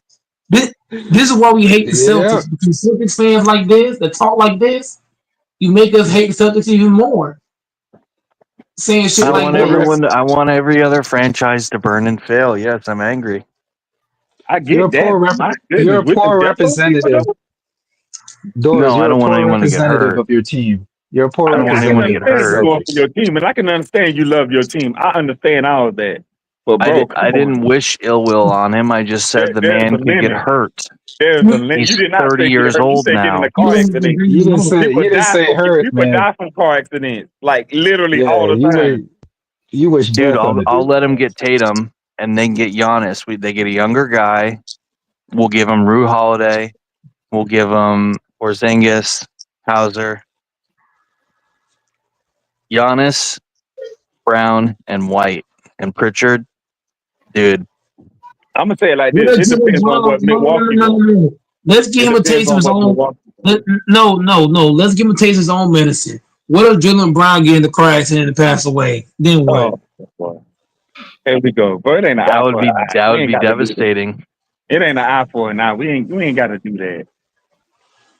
It would be heartbreaking if anyone got hurt. But I'm just saying. You just don't wish death on nobody, man. Of course not. But don't you think it's crazy, Mangled, to risk your entire franchise's fate for years and years? Somebody, it ain't even that serious. No, but dude, guys, they're probably going to get like 5 years first round picks. All these players, but it ain't that blah, blah, serious, blah. though, my boy. Is all I'm saying. It ain't I that only serious. wish death on. I wish death on the white supremacists. I didn't wish death. I said he could die. Y'all are confusing what I said. What is the point of bringing that is basically wishing death. It's the same thing. What is the point of bringing this shit up, though? It's not the same thing. I never wish death, dude. Why are you saying that? By making the argument about him dying in a car accident, that's pretty much doing it. Life can happen, and if you have your whole franchise's future on one person's shoulders, that's reckless. Life and death is spoken through the power of the tongue. Bro, your tongue is very powerful. You cannot, I repeat, you cannot just say anything. Because Okay, stuff okay, happens actually when you okay. say that's a good point. Point Oh yeah, learned. Mingo's right about that. like that. Mingo's right about that. He's right about Lesson that. learned. Okay, I apologize. Yeah, you can't do that, man. He's right. Hey, I heard y'all trying to get Giannis too. Man, I was Toronto. Yeah, we're trying to get him. I know. All I know is I- Minnesota don't want to arm in the leg for Giannis. That's all I know. I do know that. You mean Milwaukee? Milwaukee, yeah. Milwaukee gonna want to arm in the leg for Giannis. Yes, definitely. I ain't gonna lie to you. I would be shocked if he didn't go to Milwaukee. I mean, not my bad. I'll be shocked if he didn't go to the Raptors because besides Jury is a African just like Giannis They is, ain't got right? nobody. Who the Raptors got over there? That No, Milwaukee because won't. he's best. No, but Ismail, explain to him why. Besides Jury and Giannis is best friends, like buddy. I get Yeah, I that, mean, but at the same time, though, it don't matter what Giannis want. It matter what the franchise want. Yeah. It's about what Giannis want. It's what Milwaukee want. Raptors can offer draft picks. Hey, you know How that's many draft picks? you can say goodbye to Scotty Barnes. He leaving. Scotty Barnes, RJ Barrett, Brandon Ingram. The Raptors got pieces, man. You think Milwaukee gonna want them? No, but it's not. Part of it is what Giannis wants because Masai Ujiri helped out his family. Like helped his family get at to. the same time, Yeah, though. they're like really tight, really tight. I understand that, but Milwaukee gonna want compensation. Giannis is one piece of the puzzle, but Milwaukee gonna want compensation to give away their franchise player who won them a championship, by the way. I don't want Giannis because I know Giannis is going to gut the team. Any team that Giannis goes to is gonna gut the team. Your team's going to get gutted. Let's be honest. Your team's going to get gutted. His best option is to go to San Antonio, like we discussed last night. I think we were talking about that. What about if he goes to the Lakers and the Lakers give them Luka? They gonna hang the phone up in their face. What if the Lakers get? Okay, so look, just hypothetically speaking, what if the Lakers somehow get Giannis and they keep Luka and LeBron in the deal? That ain't happening. That ain't happening. That's Ain't not happening. That's not That happening. ain't happening. I mean, look at when the Lakers got Dwight Howard. But listen though, I'm not saying it's gonna happen. I'm saying if that happens, you know how many NBA teams be pissed off? If we got Giannis, we got to keep Luka and LeBron, bro. The media will go crazy. Yeah, that ain't happening. They be asking how the fuck they pull that shit off. Hey, Mike, Mike, if that ever happened, there would be an investigation. There would have to be an investigation. It ain't Hey, gonna Mike. happen though. hey, that hey ain't Mike, There would have to be an investigation. hey, Mike, I'm gonna tell you what I'm gonna do if that happens. I'm going to Cripple Stadium and drop 3 dynamites in there. Be careful what you say in the airwaves, man. Don't Well, say now they, stuff like that. now they know who to look for. You just told on yourself, idiot. Yeah, don't say. They can tell. Come Yeah, on. don't say stuff like that. But anyway, so yeah, that ain't gonna happen. Ain't no way. Ain't no way they can get Giannis, but also keep LeBron and Luka. That ain't no way in hell they can do. That ain't gonna happen. Especially with NBA this That's not gonna happen. CBA. Especially with this new CBA, that ain't happening. No, but I'm just saying hypothetically, if that happens, that would shatter the NBA. Luka, LeBron, and Giannis on the same team. Woo-wee. They would veto that. That trade would be vetoed, man. That ain't happening. That's not. Hey, you know, the NBA commission would not let that go. hey, down. you know, it'd be crazy. They get all them. And they still don't make. They still don't win the finals. They still lose in the first round. That Could would happen be though. that would be tough, man. That'd be tough. Even with that being said, Giannis would give Lakers reinsurance because even if LeBron retired, you're still gonna have Giannis, who's still pretty young, and you're still gonna have Luka, who's pretty young. You can build around those two guys. But the thing with Giannis, injury. He's Luka- not injury prone. Luka He's not also injury be prone. injured too. Giannis is not injury prone. Yeah, but all we gotta do is go get us. All we have to do at that point is just go get a center, move Giannis to the 4, and we good. Yeah. I guess everybody got a dream. Martin Luther King also. No, I'm just saying. I'm just Nigga, Ain't nothing wrong with it, I guess. Nigga Jester, you know and I know. Nigga Jester, you know and I know. That's funny. If That's that funny. trade would have happened, if that trade would have happened, That's I hilarious. guarantee you, Ticket, and Mookie gonna be asking for investigation of the NBA. If we Well, put that some shit. people say It would Giannis have is to be an overrated. investigation. Giannis is not overrated. Do they What? say he's a liability on defense? No, I've seen some. There's an arguments people make on Reddit. Giannis was third in the MVP race, if I'm not mistaken. Boy, you actually be listening to Reddit? I just didn't know if there was any naysayers on here. That's a good Thing point. right now. This is how you know Doors. This is how you know Doors is on some bullshit. You can't get your talking points from Reddit, boys. Your Just to give you some personal advice. I'm just asking He's if the there's same any, guy. dissenters He's the on here. same. He's the same guy. F. Smith that said he would F a whole nother. You know what? He's Yeah, that We guy. don't need to bring. Yeah, let's stay away from that. Let's keep. You think you do what? You guys are fucking. Let's not bring that up. What did he say he'll do? Hey, Mike, just say the Lakers do get Giannis, but y'all got to give up Luka, LeBron. No, y'all no, scared- y'all no. scared of I the say Lakers? no, no. you trade I Luka said and LeBron for no, Giannis. no. Second. I said hypothetically speaking, if the Lakers could keep Luka and LeBron and still get Giannis, that would be nasty work. Woo-wee. That would be Because- filthy. Because You wishing for a miracle. Let's talk about because something that can Giannis actually is happen. as explosive offensively as Luka, but he's a better defender. Let's talk about something that can actually happen. Like this NBA Finals. The next game come on Sunday night. No. Let me answer this question, Domingo. I already asked the others. It's a must If win for Indi- the if- OKC if- Thunder. if Indiana win game 2, is OKC in trouble? Hell yeah, they is. They were already in trouble. No, they're not, because it's one Nah, game. they ain't in trouble right now. Cause if they split at home and then go to Indiana and split at Indiana, I mean they still in good shape. It'll end in like 6 or 7. They'll go to 6 or 7 games, but not. But if Indiana win both of these 2 games and OKC, oh wait a minute, hold on, Indiana is supposedly really loud at home. Houston, we have a problem. Hey, what? Indiana fans are going to be really riled up at home. Yeah, but I ain't gonna say the series. I ain't gonna say they're in trouble, but I would say that this a must-win game for OKC Sunday. Now I would say that it's definitely a must-win game Sunday. No, is it Sunday? Yeah, Yeah. Sunday. Sunday night.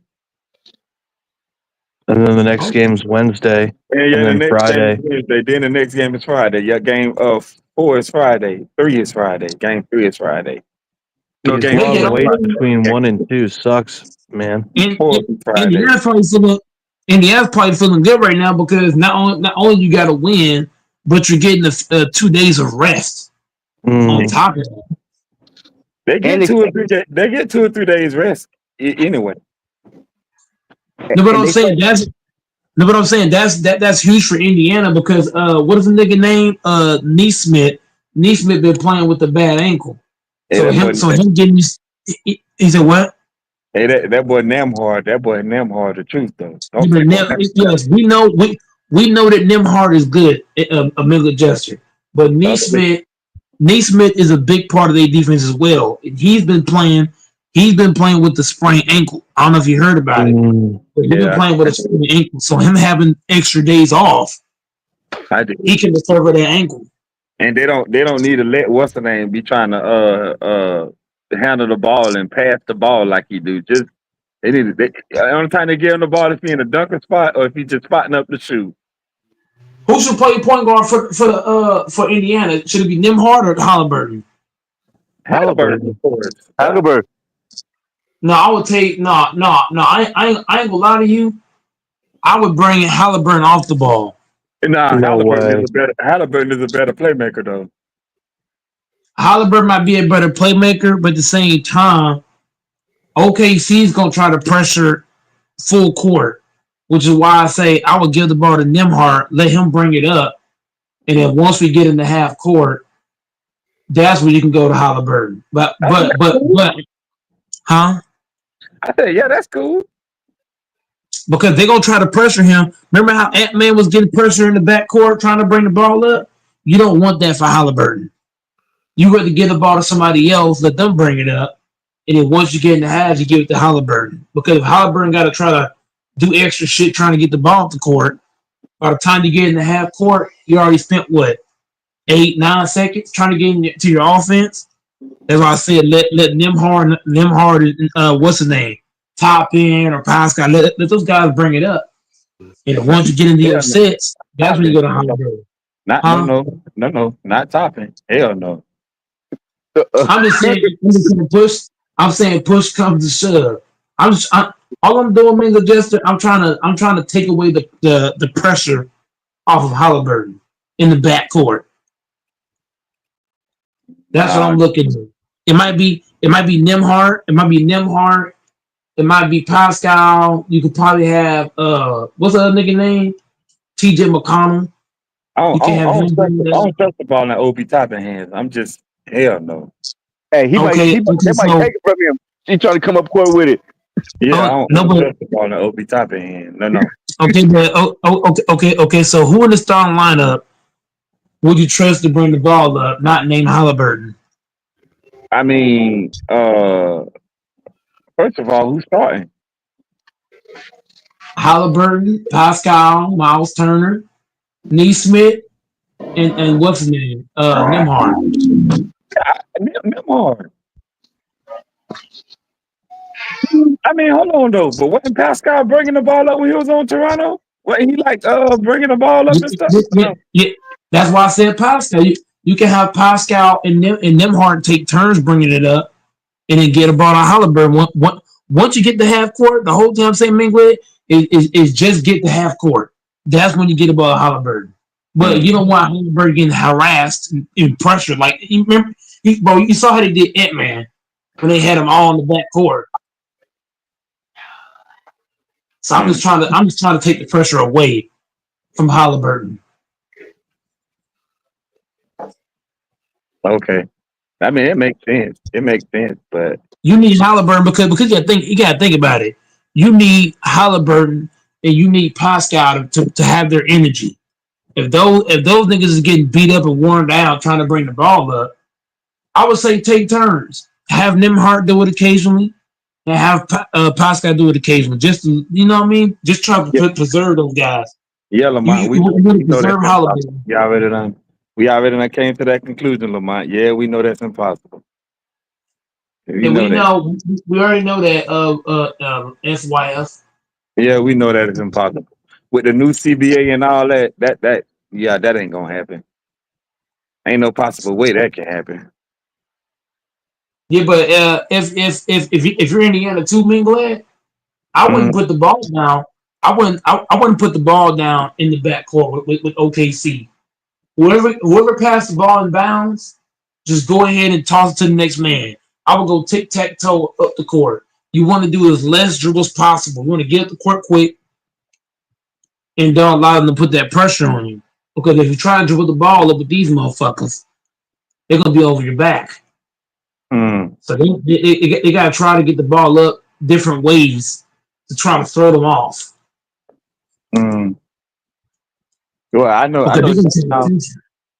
Jack not gonna have to. He's gonna have to switch up his scheme, his defensive scheme. He Nobody, definitely picked it up a little bit. nobody did. He benched Hornstein and he played the other boy, Casey Wallace. Oh yeah, you got to either that too, but also he got to and SGA can't take that many shots no more either. Bro, he can't be out there taking no 30 shots. And that no, he literally shooting them out of the game. He can't be taking that many shots like that. I don't think. Yeah, but the head coach ain't saying shit to him because he the MVP. I So mean, he just let took him 30 do it. shots and only had 38 points. Like that ain't really that good. That ain't really that impressive. And that 38 didn't mean shit. Yeah, I mean then they had a 14-point lead and they blew the 14-point lead. Like it ain't. I don't know. Maybe it's just me. Yeah, I'm right here with you on that. What do you got on that fanboy Doors?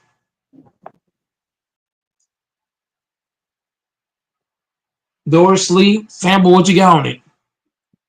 Nah. Oh yeah. Right. With the tiger. Fembo is the one with the tiger, right? Yeah, Okay. but they probably gonna have to have different guys bring it up. You know what I mean? And I want to see Halliburton more involved in the offense too. I feel like they went away from him a little too much in this game. He got to be more involved. Like, yes, it worked in game one, but in game two, I feel like you're gonna need Halliburton to be Halliburton if you Yeah. want to win game two. Yeah, I agree. He gonna have to give you at least 25 and fucking 25, 7 and 7 or something. But this the biggest thing for OKC though. Jalen, what's the name? Jalen Williams can't play like he played in game one again. If he do, they're gonna lose this series. I'm telling you that now. Jalen Williams gotta start playing better than what he's doing. I don't know what the hell Jalen Williams was doing in game one. And I seemed mean, like dude, SGA, and to me, it seemed like SGA was steady feeding the ball. I guess he was trying to get him involved, like trying to get him going or whatever. He was steady passing him the ball, trying to get him going. Jalen Williams just ain't have it. He ain't have it game one. You can't do that again, though. but It's the Pacers team. where Jalen Williams fucked up is that he got that dunk. Remember that he got that dunk, and he started celebrating. And right after he got that dunk, he didn't do shit else. Yeah, he can't do that again. And everybody know that the Pacers is a fast paced team. Like they fast paced, they up and down, up and down, up and down. They fast paced, fast paced. If you can't slow them guys down, man, they might run you off the court. Like they will do you like that. Just ask the Knicks. The Knicks couldn't keep up with them guys. That's why they lost. The Knicks couldn't keep up with the Pacers, but it was up and down that court. Boy, the Knicks couldn't. Then they get Jalen Brunson, little old And all those points on turnovers that the Pacers they outscored get the a lot of Knicks. points off turnovers. That's another thing with the Pacers. But also OKC gets a lot of points off turnovers too, though, because they get a lot. That's why they called the play. You know what? Now I know why Indiana's called the Indiana Pacers, because they play with pace. Yeah, they have fast pace. Yeah, I could see that. I could see how you can make that correlation. But all I'm saying is, all I'm saying is, OKC, man, they got to tighten up game too, though. I'm talking about SGA got to come off a few more curls or a few more pin downs or something. They got to do something different, bro. Cause they can't lose game two. If they lose game two, bro, it's over with. I'm telling you that now. I'm here to tell you. If they lose game two Sunday, it's over with. Too much ISO ball with SGA, man. Too much isolation.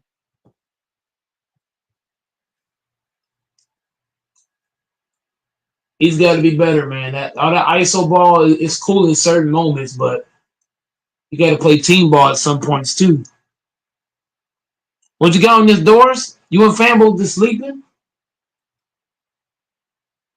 I'm waiting to hear Fambo. Well, Fambo's probably smoking the joint right now. So you just gonna drop snitch on them like that? That's what. Never mind. That's up. Bro. That's just fucked up. Just say he busy or something. My goodness, what the hell is wrong with y'all? What y'all got going on? Tekashi 6ix9ine. What does FYF think? Man, Lamont probably somewhat chilling, man. Lamont, he comment every now and again. Yeah, but you're right. It don't matter what SGA do. If J Dad don't show up, they in trouble. And Chet too. Chet also got to play better. Chet, I don't know what's wrong with Chet sometimes. He plays scary. He look like he didn't belong in the final. Sometimes, and then sometimes he's too inconsistent. He ain't that consistent. Chet. He's not consistent enough. Yeah, but we'll see what happened game 2 though. Sunday, we will see what happened. Yeah, game 2's a must win. If OKC come out and lose game 2, you saw what I said in my title, right? They're gonna be in trouble. Yeah, they in trouble if they lose game 2. Now I agree now. They lose game 2, they definitely in trouble. That's when I start saying they in trouble if they lose game 2. You gotta go back to Indiana with that crazy crowd. It's gonna be loud. Boy, that crowd gonna be furious. Yeah. They're gonna be loud, it's gonna be barking. Yeah. SJ got to also get his teammates more involved. He got to get Cason Wallace and Aaron Wiggins, and he got to get those guys more involved, man. He really got to get those guys more involved. He too busy trying to get the Finals MVP. That's gonna cost his team. Yeah, he got to get those guys more involved, bro. He got to, and iHeart and Caruso. I think Caruso should be in the starting lineup too, by the way. But I said that last series, didn't I? Remember that when he played the T-Wolves? I said Caruso should be in the starting lineup. He should. Caruso definitely should be starting. But because he got finals experience. He got finals experience. You would think you would want that. I mean, if you're gonna take out Hornstein, you should have put in Caruso, not Cason Wallace. I mean, wait a minute now. Hold on. Oh, also, I will say this too about SGA. Also, SGA ain't get all them foul calls he normally get. He normally go to the free throw line like 13, 14 times a game. He didn't get all them foul calls this game like he normally get. That's another thing. Yep, and if they keep not giving him them foul calls, man, this could be a series. Now, I still got OKC in 5, but I'm just saying, like hypothetically speaking, if he's not getting the same calls he got the other series, and they lose game 2, this could be a series. Yeah, I agree. It could. It could.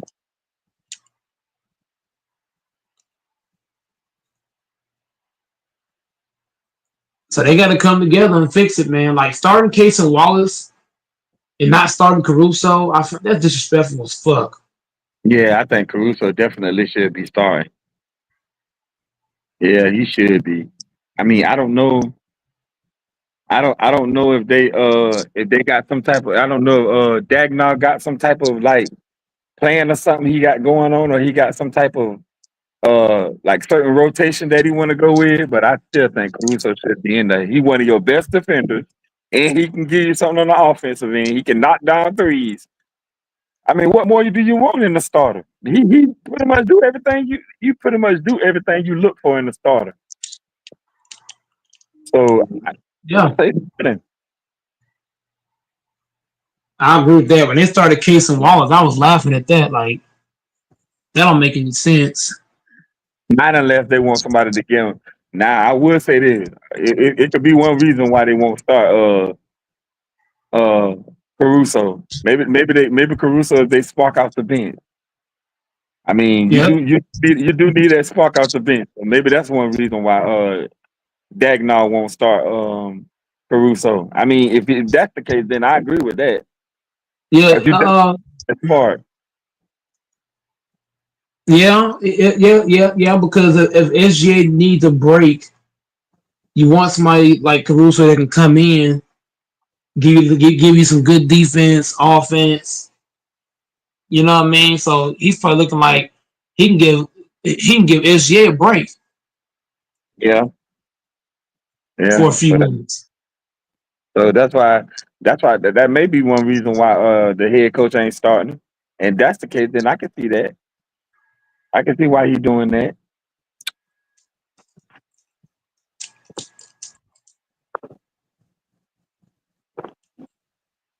Yep, I'm definitely with you on that. Doris, you got anything on this, Doris? Mm, no, sorry, I apologize. I'm just reading something.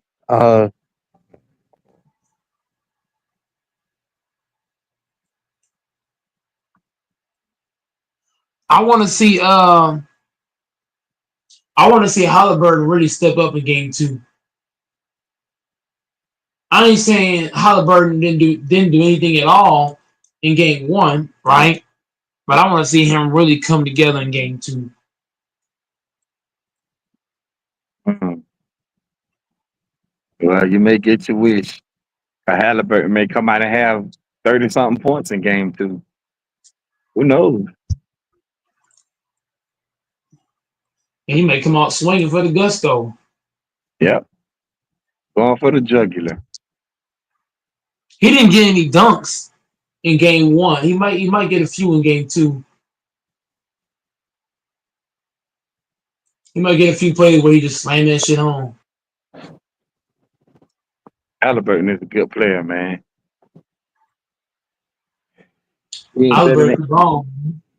Halliburton could always hoop. Everywhere he's been, he could always ball. Like people just be sleeping on it. There's a lot of players that be slept on. It ain't just Halliburton. A lot of guys be getting slept on. Mhm.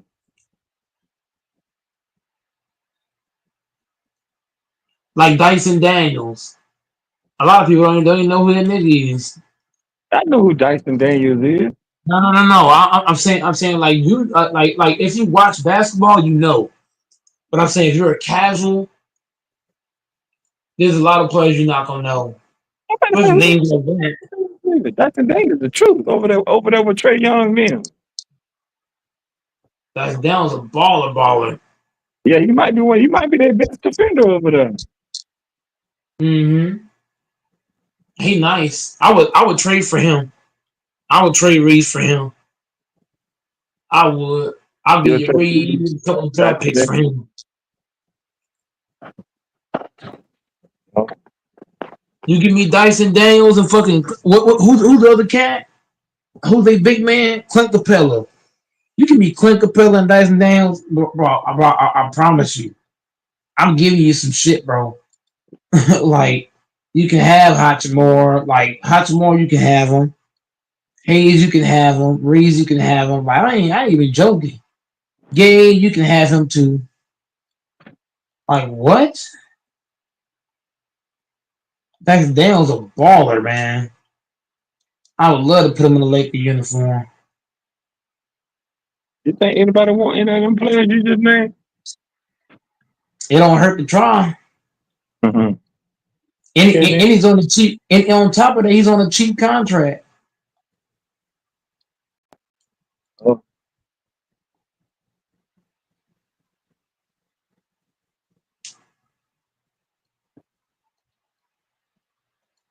You never know what you can do till you try. Once you try, then you will know what's what.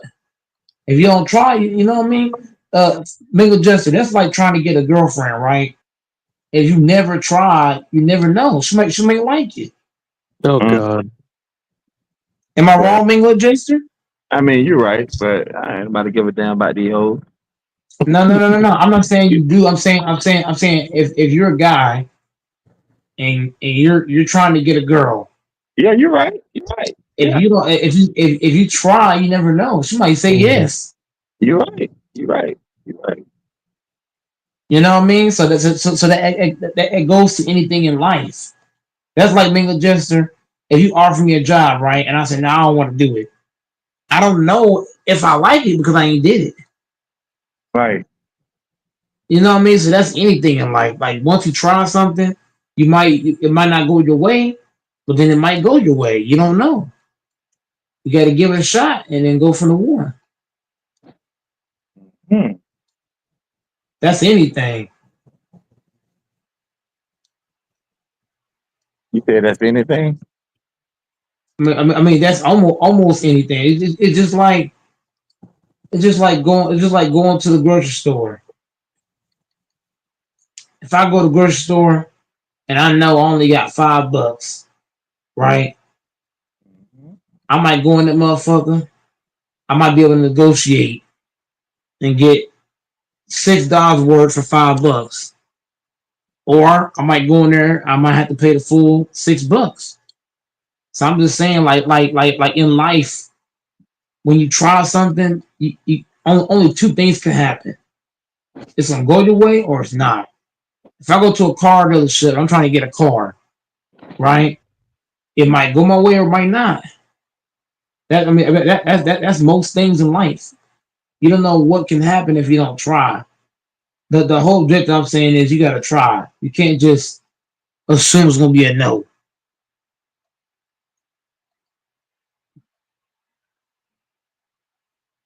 You know what I mean? That's like talking to a fine ass chick. You might have could have pulled her, but oh, you was too scared to talk to her.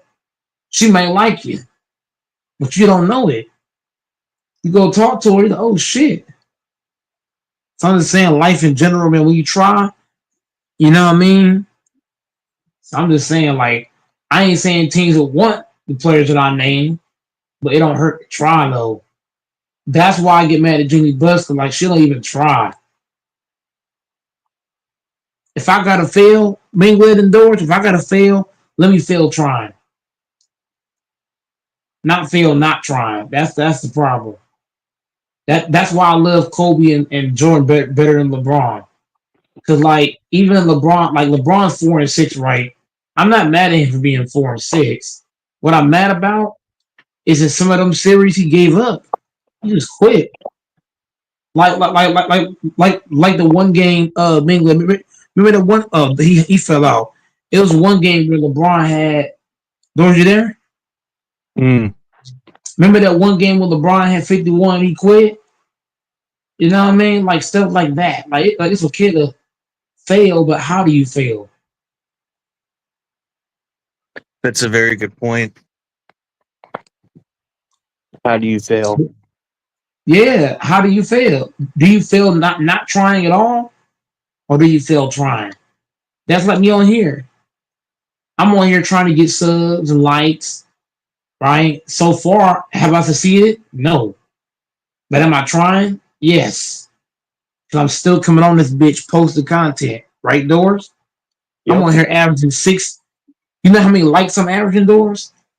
I'm averaging 6 to 8 likes a video. I'm only averaging 300 views, mostly 200 views. I'm only averaging 1 sub a day. But what am I doing, Doors? I'm still trying. Yeah, it ain't working, but I'm still trying. That's life, isn't it, Doors? What do you got on that, That is Doors? life. You try and improve every day. And you also chase Reevaluate. what you want. You got to chase what you want, Doors. If you want something, you got to go after it. You don't Yep. know. You don't know what you know what I mean. You don't know if you're gonna win or lose. Go after it or just accept mediocrity. Say that again. You either go after it or you accept that you just aren't going to have it. Hell yeah. And that's what life's about, man. A lot of people, Doors, they don't even try. Doors, you know how many times a man could have had the baddest bitch in the world, but all because I was afraid to talk to her. Yep, and the rest is history. Yeah, the rest is history. You know how many ugly men be pulling the baddest bitches? All it takes is you to chase. If you chase what you want in life, well, you never know what the outcome gonna be. Yep. That's what I'm gonna start doing. I do it on YouTube, but I gotta do it in real life. You know what I mean? You never know how far you go if you don't try. Be You don't know. strategic and fearless. Yep. Put your left foot in front of the right back in front of the left. That's what it comes down to, man.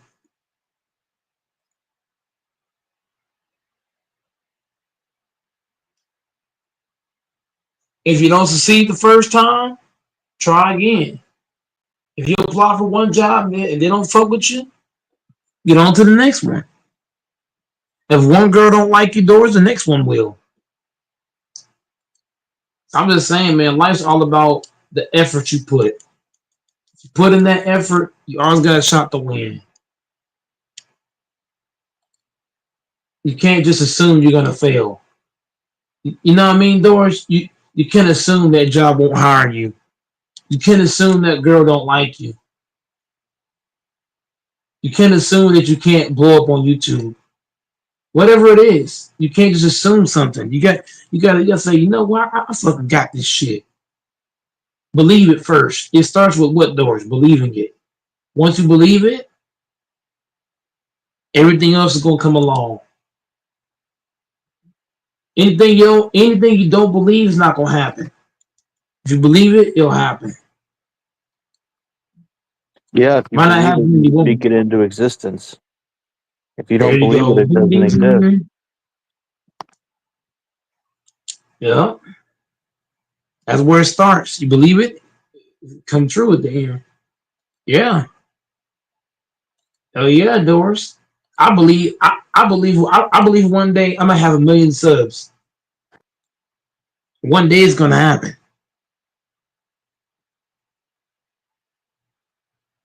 All the people that think Goat Mike ain't gonna have 1 million subs, they're gonna come back to this damn live like, damn, nigga, Goat Mike believed in himself. And he did that shit. I believe I can get 1 million subs. I believe you can too. Hell yeah.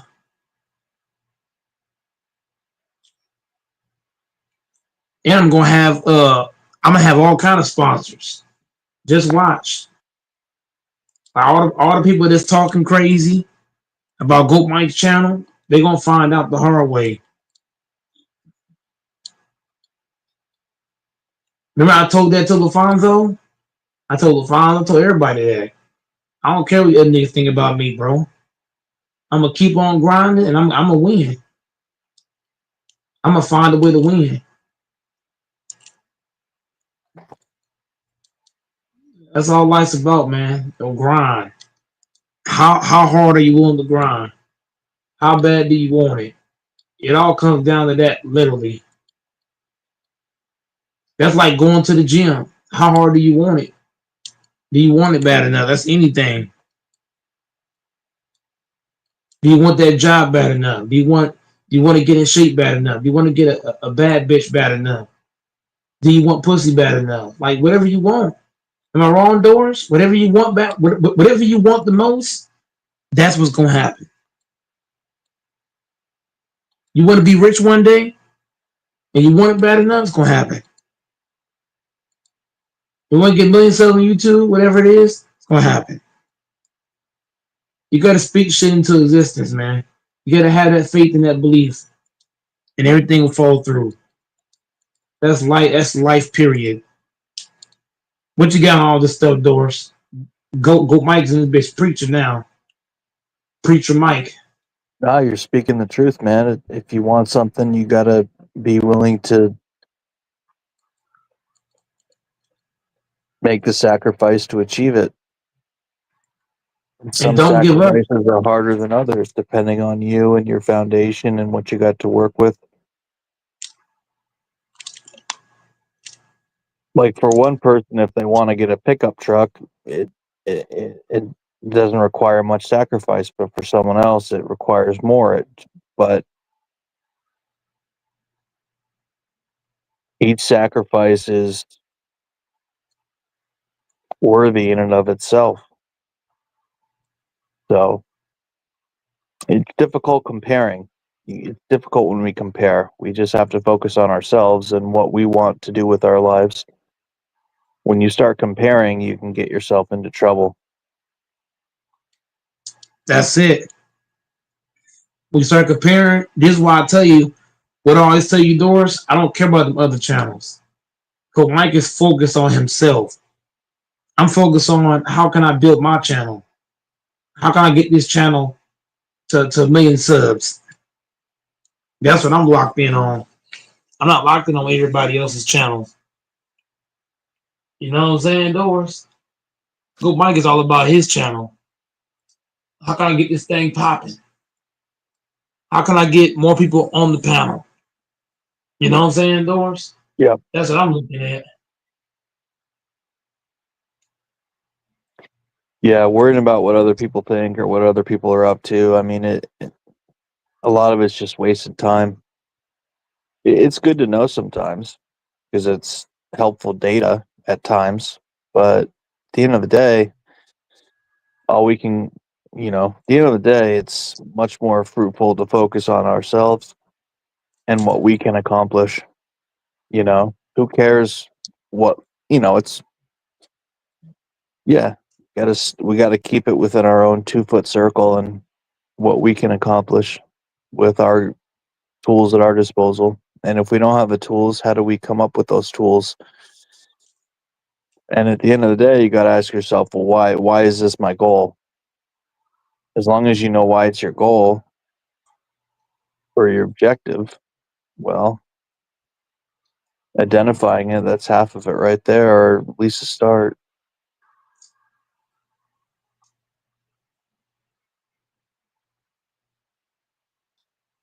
A lot of people that are successful worked really difficult, really, really hard to get where they're at.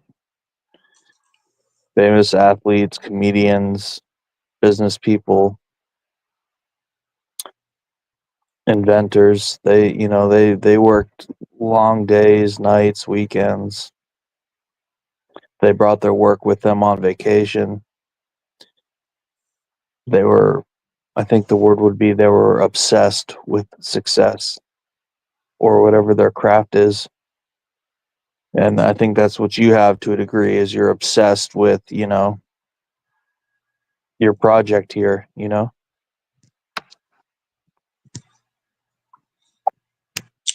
Yeah, man. That's all life's about, man. You just gotta want it bad. Some people can just get lucky. Some people can just fail upwards. They're very lucky, but for a lot of folks like you and me, you got to assume we're not going to be lucky or fortunate, and that we're going to have to earn every yard, every inch. You know. Yeah. That's what's gonna make me and you having to work harder for our success. You know what that's gonna mean, Dory? By the time Go might get 1 million subs, I'm gonna be grateful and appreciative because I had to work so hard to get it. I'm not getting it Mm, the easy way. I'm, mm. I'm having to go the long way. Yeah, you didn't just hop on here and giggle and lift your skirt up and wake up with 50,000 subs. Yep, there's a lot of people that do that and they get a crazy amount of subs. Go, you know what I mean? I'm going a long way.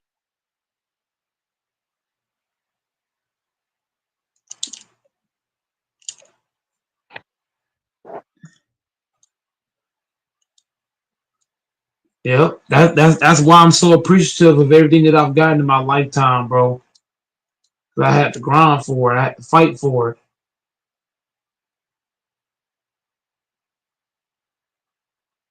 And you still think the Pacers are going to come up short? Okay, I got OKC in 5. I told you that. But so you just don't see the Pacers overcoming the odds. You just think the Thunder are too stacked. Pretty much.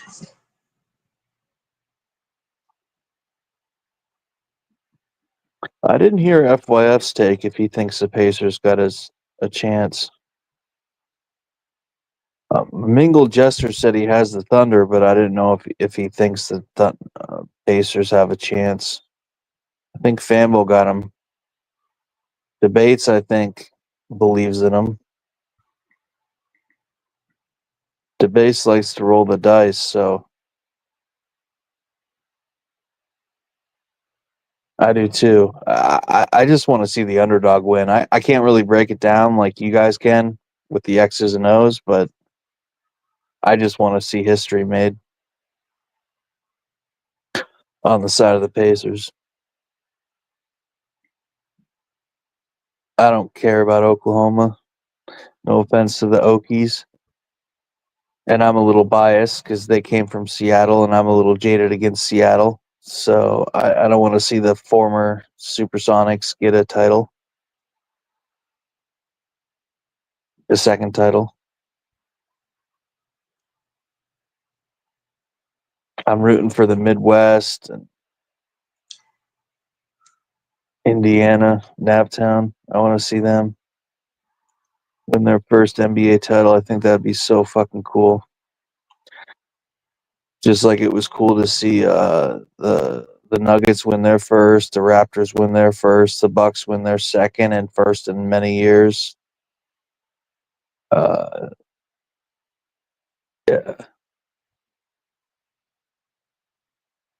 Hell, I was rooting for the Knicks too, even though they're a rival, and I'm rooting for the Pacers, even though they're a rival of the Celtics. Like, I want to see the East do well. Everyone makes fun of us and says we're so weak. Well, let's win another title. Fuck it.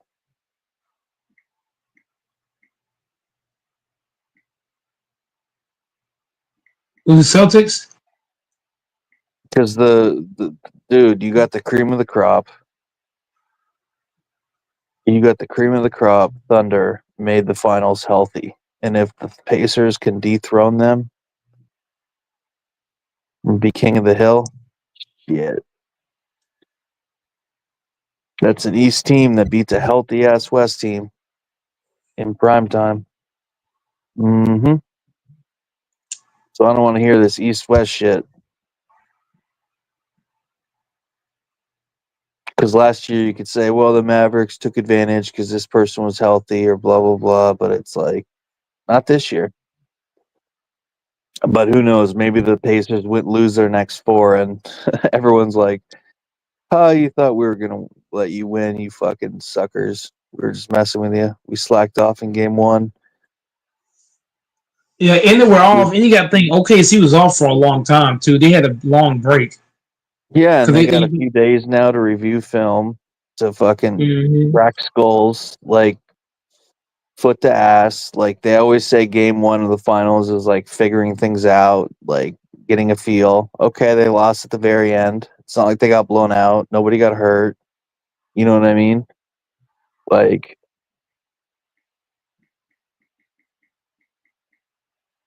they're such a favorite that them being down a game is like nothing. You know what I mean? Hell, they could even get down 2 games and they could still theoretically, like, not a big deal for them to come back and win that. So I don't think anyone's really going to count the Thunder out until they're down at least 3-0, which obviously isn't going to happen. So, but yeah, you don't want to get down 2-0. They don't even want to get down 2-0. That would be totally unacceptable. So they gotta win tomorrow or Sunday, and they probably will. They probably will win tomorrow. They probably will, unfortunately. I don't know why I made that bet, but I did. But they probably will win. You're getting a crazy amount of rings. They probably will win on Sunday, Mike. And then we'll have a 1-1 game going to Indiana, and then it'll be interesting. Yeah, the Pacers aren't going to win game 2. That's just not going to happen. So it'll be 1-1 going to Indiana, and then that's when it's really going to get exciting, game 3. And if you do not want to see the Pacers lose game 3, they want to win game 3. So, the Pacers, to win this, it's got to go 6-7 games. You know what I mean? Only in a fantasy world would they win it in like 5 or 4 or 6. Probably going to go 7. That's how underdogs snatch victory from the jaws of defeat. So, and the longer it goes, the more it goes in the favor of the Pacers, because these Goliath teams can come apart. But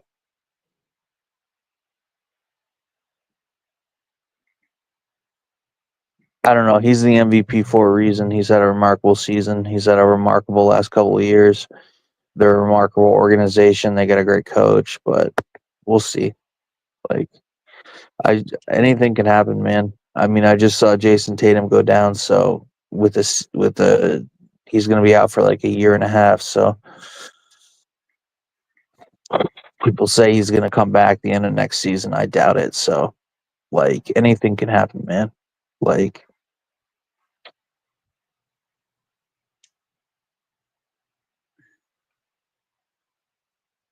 that's what makes these things crazy. Like anything's possible. You know what I mean, Mike?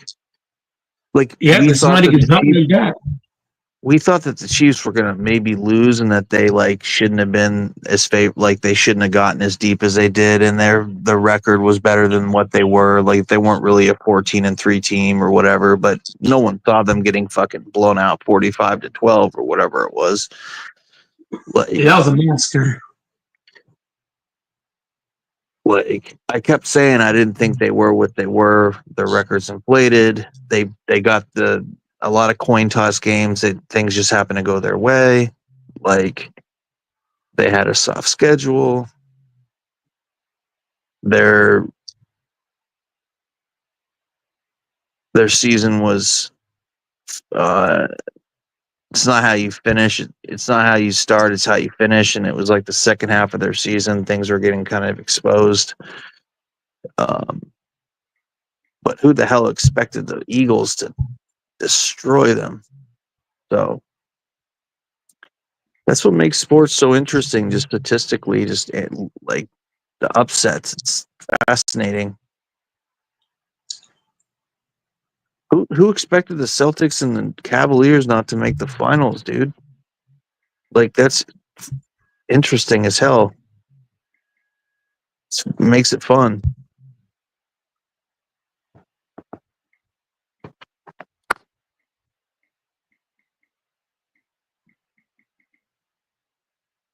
Like if the number one team won every year, that'd be fucking boring.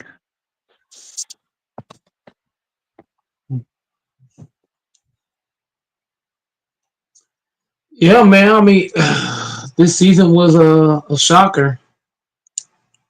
Total shocker. Like the Wichita State's Shockers, they should have won a title with the NCAA. And this season, I was rooting for the Houston. I like upsets. I like the underdog, unless it's my team. But yeah, I want to see Indiana win, dude. I can just picture them in Naptown driving around circles, Monument Circle, doing laps, just right around the circle, downtown Indy. You got the news station right there. Indiana is so people in Indiana, Indianapolis, Snaptown. They're very hospitable and friendly.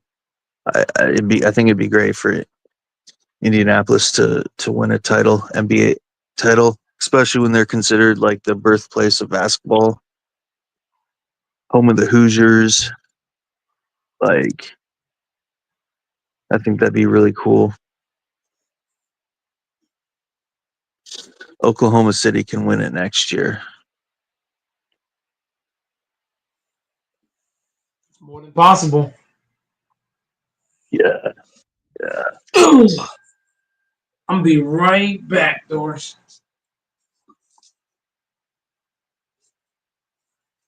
I ain't gonna be long.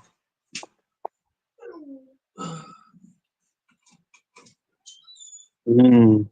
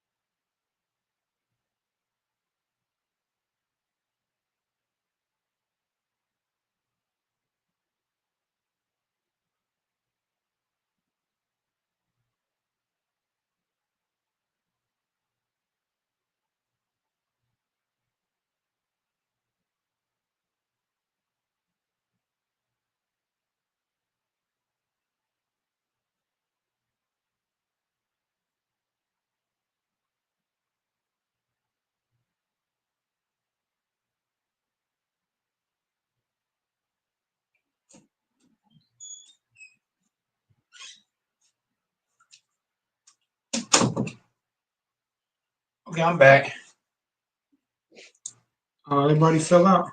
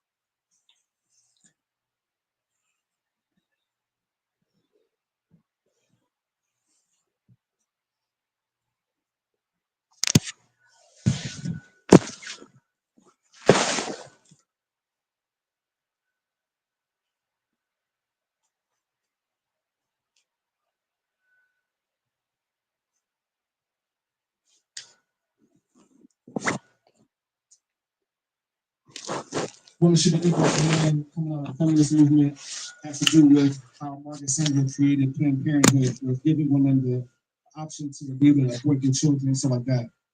Well, I think women are inherently not equal to men, and I think that's the problem. So, it's like, this whole concept that women are equal to men is like putting a square peg in a round hole, right? It just doesn't work. So, the whole concept is flawed when it comes to egalitarianism, right? Just like with communism, right? It doesn't account for human error, differences between the way people think, or in this case, so I think they're inherently not. So I guess my question would be for you, what would be for both men and women to, because I've seen some of your videos and I support what you guys do. I think it's very important to tell the truth about what as human beings what we need to do to move forward in our lives. What would you suggest for men and women to do to be able to bring back this foundation of having the man and woman together and be able to build a family? I think men have to be meticulous in the courting process and find the girls that are actually worthy of that. Because unfortunately, a lot of women will say they want that on paper, but behave completely opposite. Right? I always say a lot of women want to get married, but they don't want to be wives. So I think men, it's kind of more the burden's on us to find that girl and lock her down if we find her. But I think kind of just going out and hoping, like, yeah, let's just go ahead and turn all these girls into traditional women. It's not gonna happen. At least in the United States. No, I understand. And my last thing is, so what do you think as a man we need to do to be able to be like the best man and woman for a long-term relationship? I think step one is she's got to understand the hierarchy. She's got to understand her place that you're the boss. What you say goes. Obviously she can give her opinion on things and you can bring that into consideration. But you aren't the precise everything that matters. If you want to delegate certain responsibilities, that's one thing. But I think step one is understanding the hierarchy, where that's very difficult for a lot of women to figure out because a lot of women come into a relationship saying, I'm a 50-50 partner. And I think that in itself is problematic.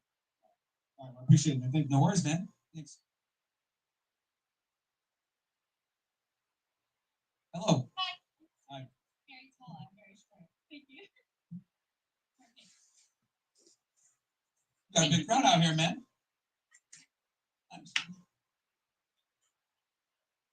My name is Sarah. I am so sorry that I don't know who you are or what is going on here. No problem. So, Guy with a microphone.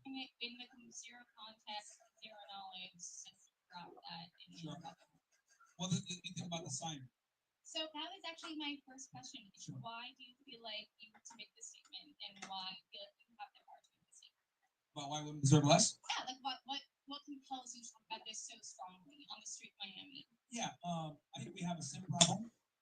Where Sin problem. yeah, we have a big sim problem. Oh wow, okay. So lots of guys, don't do their due diligence and make women earn courtship and relationships, and put them through their faces.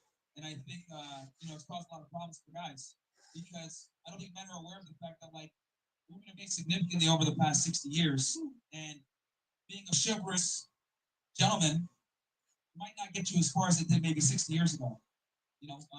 Being a nice guy simply doesn't work in modern day dating because the reality is women make more money now. So just being a provider isn't enough.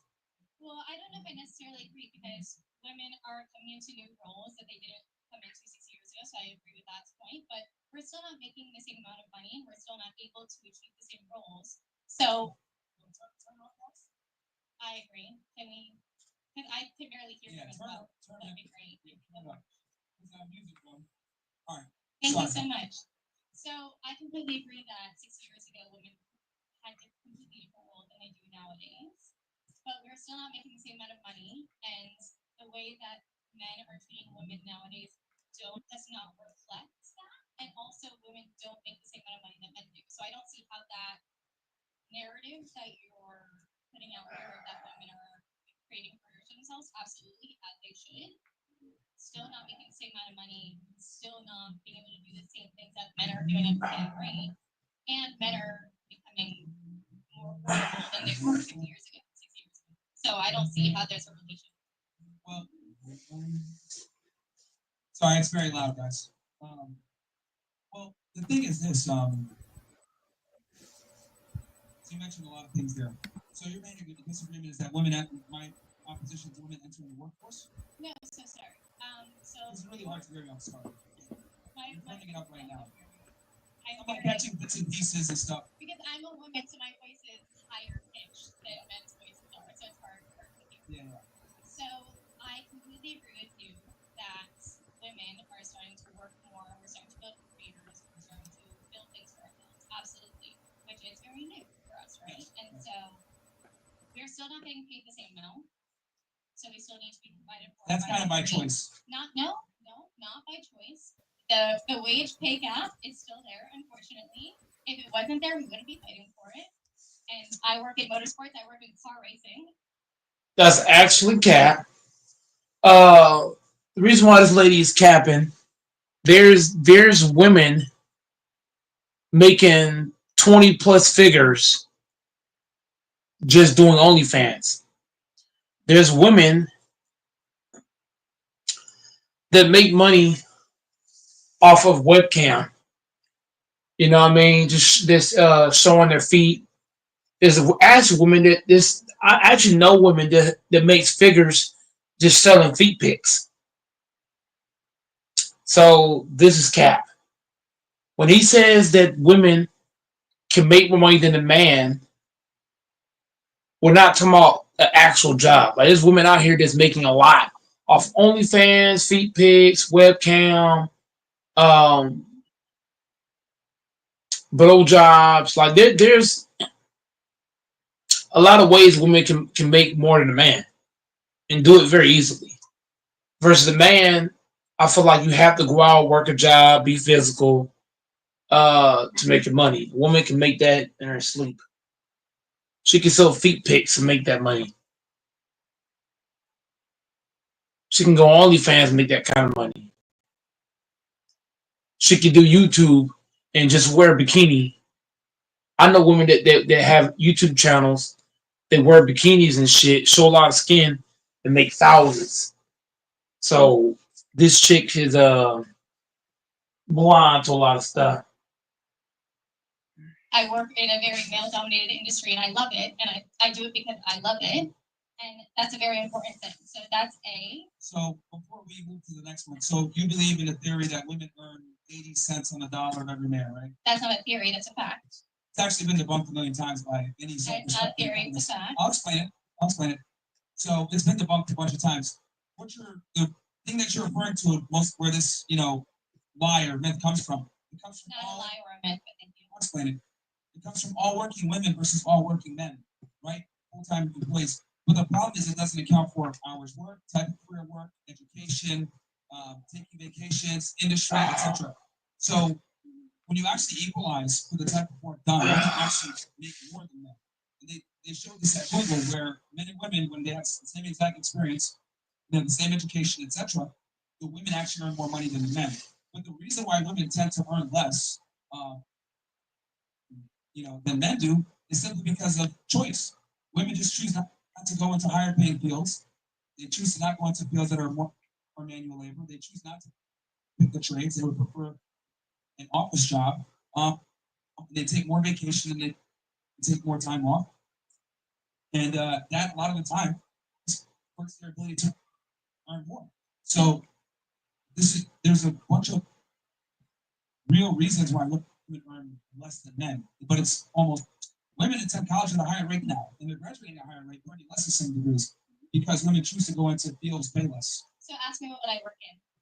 What do you do? I work in two fields. I work in finance and I work in motorsports, which is car racing. Ask me how much I compare to my man of the same. Much. It's That's one. less. I work at $1,000 an hour, which is, to be fair, amazing. But it's less than male counterpart. And because of my gender, not because of my appearance. He gets more than you? All of my male counterparts more than me for the same exact role, the same exact thing. And I work finance and motorsports. Car racing. I work F1, IndyCar, NASCAR, IMSA, and what? Yeah, well, I think it's also important to understand that, unless you have their resume, you don't know. They might be more qualified than you. They might have more experience too. My good friends of mine. We have open conversations, and they have told me that I deserve to more than them because they're 5 years younger than me. Okay. Again, that's explainable too. Women typically don't negotiate for high wages like men do. Men are far more likely, so that's another component. So there's a whole matrix of reasons why women earn less. But it's not typically just because you have a vagina, it's typically because of personal choices and decisions that you make. So men are far more likely to negotiate for higher wages than women are because men have a higher burden of performance to provision and to earn money than women do. So I would argue, how does that mean we deserve less? Well, it's got to be based off meritocracy. I'm pretty confident that your counterparts probably have some type of skill set or something that they might not be telling you that they have, which is getting them more money. No. Because there's so many different things that can account for it. And let's assume. It's because I'm a woman and I'm working racing. Okay. Well, let's assume that that's true. Let's assume that that's true. That's one instance. The majority of times is because of personal choices that women make and what job fields they want to go into. I don't know. But a lot of the times when women go into male-dominated fields, they get it. Like, for example, you're in your field, right? There's plenty of women that get jobs in job fields that they're honestly not that qualified for, but they get it because of DEI, affirmative action, because they want to diversify the workforce. You just said that women get higher degrees. Like, more women are getting college degrees. That sounds like more women are getting degrees, and therefore they deserve the roles. No. What I'm saying is they're getting the degrees and still earning less because of personal choices. So what I'm saying is that it's not the fact that they are women as to why they're not making as much. It's because of personal choices. Men dominate like STEM, science, technology, engineering, and math. Men dominate. Why do you feel that you have the reason to talk about this? If you are not a woman, why do you feel like you have to step here and say women deserve less?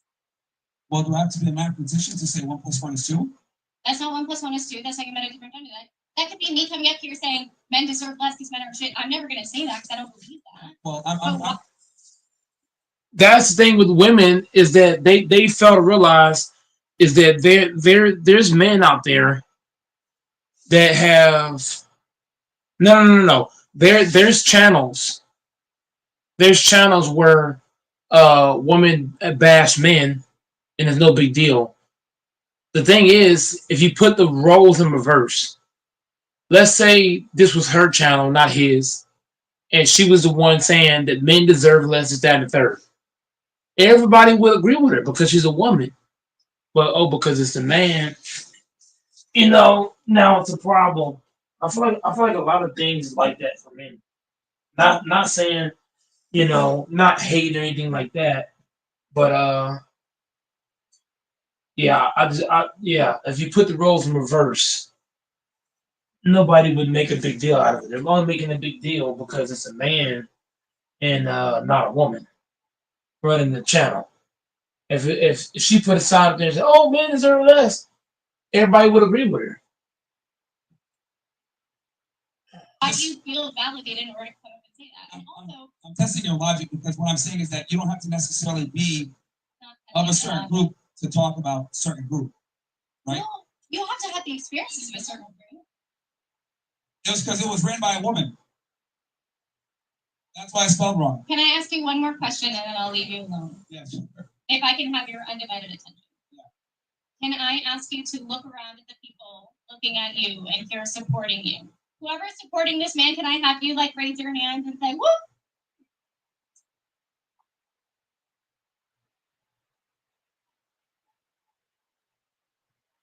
And can I say, why do you think that's all men?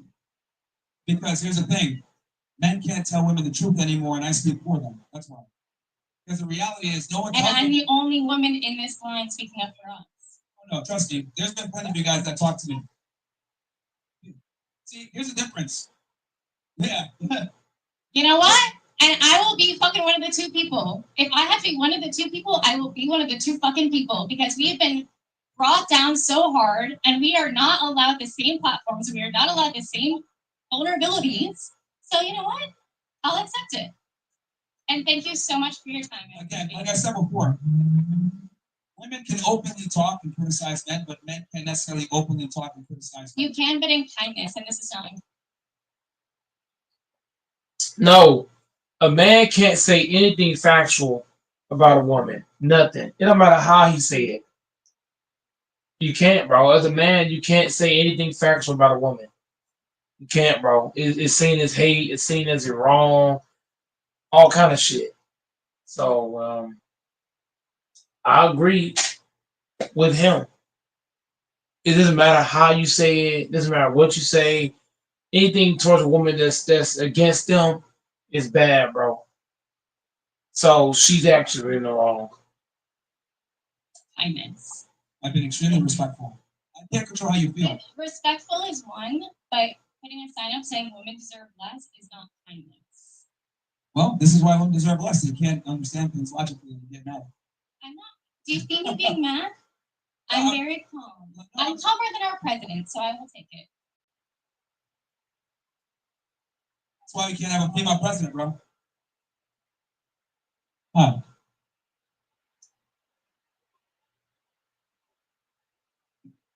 Call me an asshole. She wants me. Yeah, the wage gap has been debunked a million times. Well, guys, all of you here, I'm sure a lot of you guys know this. Any can I said chat?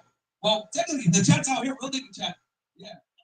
But like, yeah, bro, like it's been debunked a million times. Any economist worth his salt understands that the wage gap myth is totally illegal. It doesn't exist. Oh, sorry. Oh, what's up?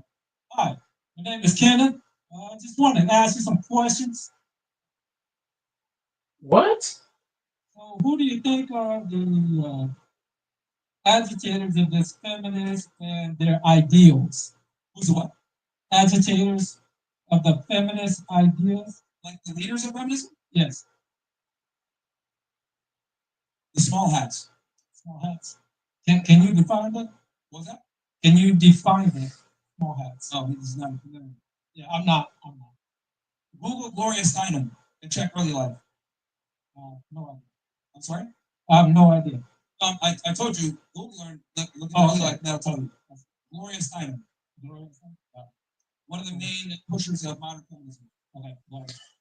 Next question. Why do you think it's exclusive to Western countries that this feminist ideal is? Why do I think it's exclusive? Yes. Well, it's actually starting to not be exclusive anymore. It's starting to actually go across the world. We're seeing it happen, even in countries that were traditionally, totally patriarch dominated. It's starting to permeate all over the world. I would argue in the next 20, 30 years, feminism is going to be globalized. So, next question. Well, what leads you to become a what leads you to inform men of this as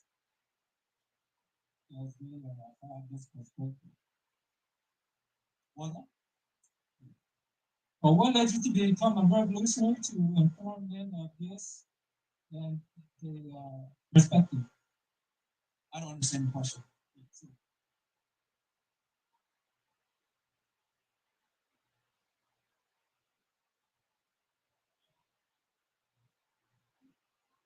Okay. The question is, in your perspective, because the feminists have taken over, so you think American men should be the new submissive? I think you meant to say put sex there. Okay. And the women become the new breadwinners and authoritative sex. No. So, okay, good question. No. And the reason why that simply can't work is because though that sounds good on paper, women simply can't exist as leaders in a relationship with a man. It never works because women have certain biological triggers where they look for survival value in men, and if she is the breadwinner, effectively what you're proving to her is that you don't have high survival value, so she no longer wants to continue to procreate with you. We men, when we meet a girl, we look for replication value. You know, is she hot? So I can have hot kids. With women, they look at it like, does he have the ability to survive and can he support me so I can survive as well? So we have completely different metrics on assessing the other sex. So when we flip that, it just doesn't work, unfortunately, because of women's biology. They need, you know, this has been proven. Like if a girl like starts making more money than her guy, she slowly starts to lose respect for him, and then at some point she's gonna move on because women are hypergamous by nature.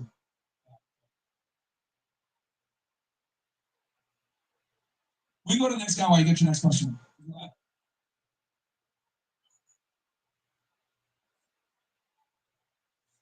Mic check 1 2 1 2.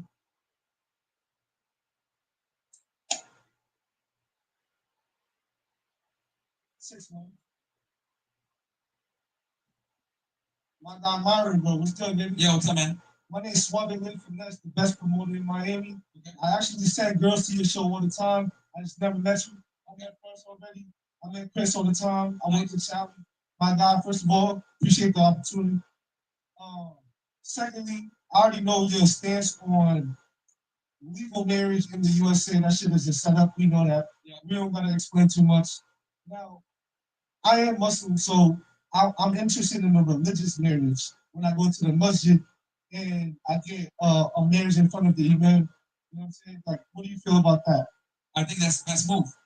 Not having it on paper, doing it through whether you're Christian, Jewish, Muslim. I think doing it through your religious institution and not getting the state involved is by far the best way to do it. All right, cool. So at least we're on the same page. Absolutely. And I mean, at the end of the day, like a marriage is the best way to raise children within a nuclear family. So you're onto the right. Because it's a mutual understanding on both parties. Yes. Right? But then there's no legal repercussions if she leaves the situation. What I always tell guys is never sign a contract with someone that's incentivized to break it. And that's what modern marriage is. So you're on the right path. For sure. That shit is a setup. You know that. Big setup. What is your ideal preferred relationship dynamic with a woman or multiple women? I think guys need to be honest about it. If they want to have multiple girls. Yeah. Most guys lie about it, and then you know your girl finds out and she goes crazy. Right. So if you keep it 100 from the jump, she know what time it is. She signed up for it, so she can't resent you as much, even though she's female, but she won't resent you. And the thing with you is you can have up to 4 wives, right? You can support them. So I think being honest about it, transparent is the number one thing to avoid headaches. So how do you go about that? I'm just upfront. Respect. I'm just upfront because I notice if I'm upfront about it and I put that out there first, then I deal with less problems on the back end. But if you don't put it out up front, you're going to deal with problems on the back end. Right, because if she doesn't want that, she'll just walk away, and the ones that do want that will stay. Yes. That's the strategy, right? Yes. Yep. All right, cool. So are you going to get a religious marriage one day? Yeah. Yeah, if I was to do it, I'd have to do it through religious. So it's never the legal way, though. Nah, no statement. No. Okay. That's what I gotta say, bro. All right. Thinking the right way.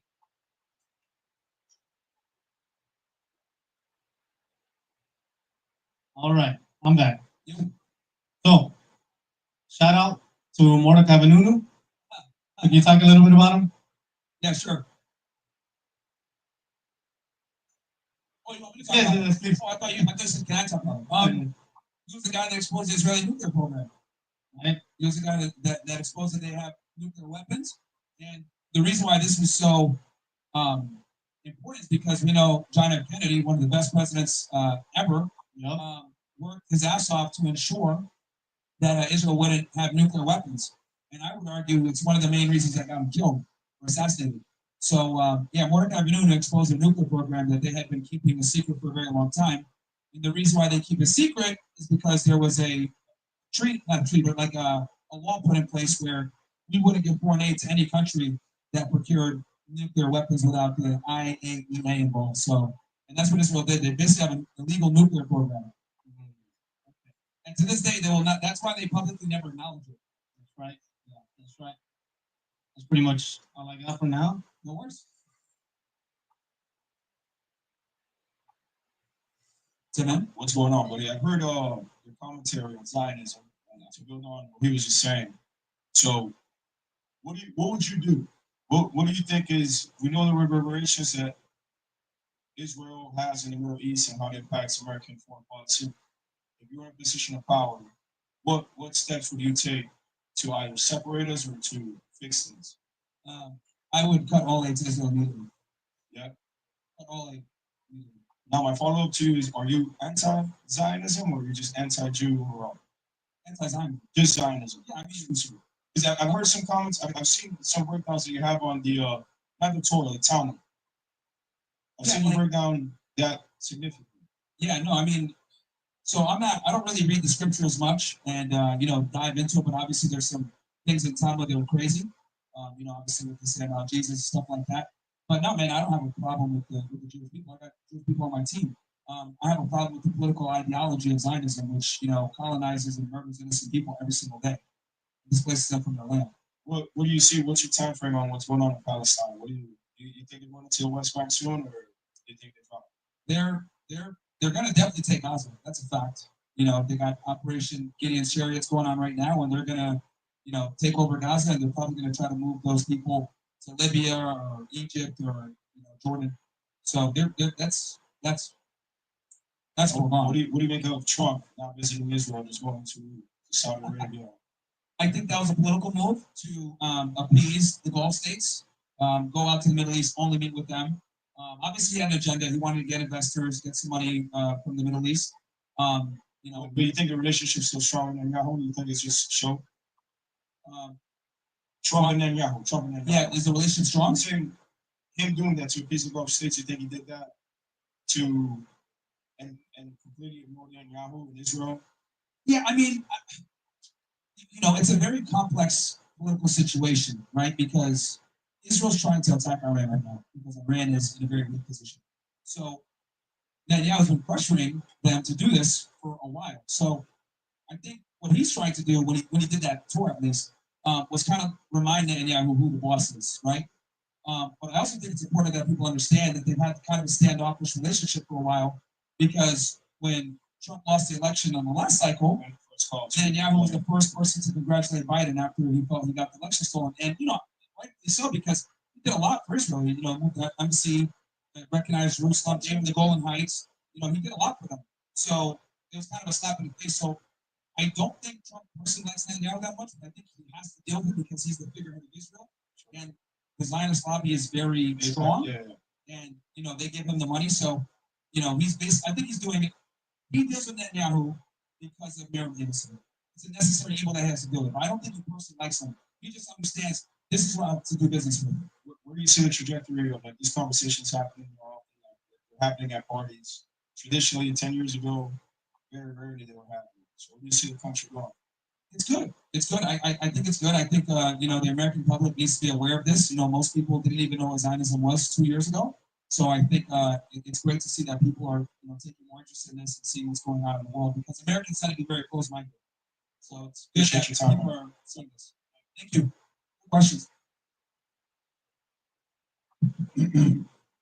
How's the lighting?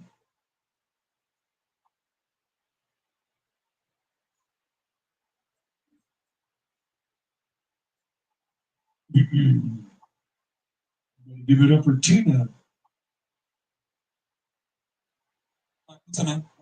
How are you? Good. I had a question. Tell me your views on, and I don't know much about the show. You walking by and see you. I've seen you a couple times. Tell me your idea of the fact that you're allowed to be with multiple women, but the woman you're with is not allowed to be with multiple men. Well, it simply comes down to biology. Women are not designed to be promiscuous. It's a learned habit versus men are naturally promiscuous. So women can only have one child per year, versus men can have as many as they can, whoever they get sexual access to. So it simply just doesn't work. And I think if we pulled most women here, they had a guy that they loved, admired, and respected, they wouldn't want to have sex with other men. But if you ask the guys, hey, you got a girl that you love, admire, and respect, would you want to have other girls? Most guys would say yes. Obviously, there's some guys that say no, but I would argue the majority of them would probably say yes. If they could do it without negative repercussions. Gotcha. So the woman that you're with is a high value woman, right? Yeah. I mean, I think a woman's, determined higher value or higher status based on the man that she's able to be with. I don't think there's a such thing as a high value woman because I think all women have value. There's no such thing as a high value woman. Unless she's with a higher status guy. Okay. Because they all have, let me be clear, that's because they all have inherent value. Versus not all men have inherent value. Does that make sense? Like the average woman has more value than like the average guy in the sexual marketplace. Because women are the protected and vulnerable sex, and they're the ones that propagate the next generation. Versus men, we have to earn our value. True. So you're with a high value woman who lets you be with other women. Is that really saying she's a high value woman? Because you're allowed to be with another woman and go home to her, right? Yeah, she's high value enough to understand, the relationship dynamic. And I think that's a very important trait that women need to understand is who's the boss, right? Like, anytime someone says something like, "Oh yeah, happy wife, happy life," I cringe because that's not good. That pretty much means the woman wears the pants in the relationship. My thing is, I want guys in a position where they're dictating the terms of the relationship, they're dictating how things go, and the woman follows. And if she doesn't want to follow, that's fine, but she can be single. Gotcha. So something happens to you in your life, you hit a low point, you're in prison, something bad happens, you have a wife that sticks with you for 2, 3, 4 years, and then is that a high value woman? Is that somebody that you would not have multiple women with, or you'll never change your views on that? I mean, that's a loyal woman. If you choose, like, if she held you down like that, like, say hypothetical, like someone goes to jail and the girl holds you down in that process, I would say she's loyal. Maybe you might choose, I don't want to step out and have other girls, but my thing is, I just want the man to be the one that's making that decision. Does that make sense? Most guys are monogamous out of necessity versus I want guys to be monogamous by choice. Okay, thanks. What's going on? I share your content on my platform all the time. I'm Life Coach Eddie. You can find me on my EDDY. I got a couple 100,000 followers, but not like you. You're like super big. So I just want to tell you a little bit about my story, right? About women deserve less. I was married for 15 years, actually 17 years, but 2 years we were divorced. Went up to Massachusetts, we got divorced in Massachusetts. I'm a veteran, former NASA engineer, highly decorated, and my ex-wife was able to create a narrative about me of being abused. She created so many lies, and Massachusetts ate it all up. And I thought it was so ridiculous. So when I was up there, I thought, that everyone was gonna see through it. But she ended up getting sole custody of the kids. And until I came to Florida, where it was more conservative, and they saw through her BS, is when I got my custody back. So I see this happening to DDG too, and now my platform is all about men's rights. I share your stuff all the time. Appreciate that. Because I feel like you're on point with a lot of stuff. What do you have to say about DDG and his situation? If you know about it, with Haley. Yeah, no, I'm very familiar. Me and him haven't always seen eye to eye. We've I told you about it. But personal grievances aside, what Haley tried to do to him is completely unacceptable. I think he should have his son. And honestly, what Haley's doing really shows what a lot of women can do, where they weaponize the family court system to not just destroy a man's reputation, but also destroy his ability to see his children and potentially even his ability to earn money. Right? I think it's very important. The main reason why I think I stepped up and defended him, even though we have our issues, is because she put a temporary restraining order on him. Now, when you have a temporary restraining order on you in California, you can't carry a gun. This guy's a rapper, right? Los Angeles is dominated by gang culture. So the fact that he can't even carry a gun to protect himself as a rapper, it's a very dangerous job nowadays. I think that's ridiculous, right? It should pretty much put him in a neutered, vulnerable position. So out of spite. So that's my problem, and I'm glad that he's kind of exposing this. And thankfully, he has the resources and the money to fight back and hire his own legal team and get custody back. But most of them don't have that privilege, unfortunately. I'm saying, even with the resources, the system is set up. Like, she got sole custody right now. Yeah. And it's kind of crazy because this guy, you can tell he loves his kid. There's no reason why he shouldn't have 50-50 custody. Yeah. I feel like there's not enough discussion talking about men's rights. About, like, a woman can have abortion, right? But a man can't say, "I want to give up my right to be a dad." You should have that right? You shouldn't have no obligation to a child for women who have the child on this, So I'm just saying we need to talk about men's right when it should be automatically 50-50 custody. My ex-wife did the same thing. She went in and I guess the lawyer told her this plan of get a restraining order, do all this stuff. And she did exact same path. So I just feel like a lot of men are going to go through this because they go into this relationship ideally loving their wife. I love my wife like tremendously, but once I seen that she was like lying and doing all these things, stealing money, I was like, yo, this is not right. So I just feel like a lot of men are going to fall into this trap.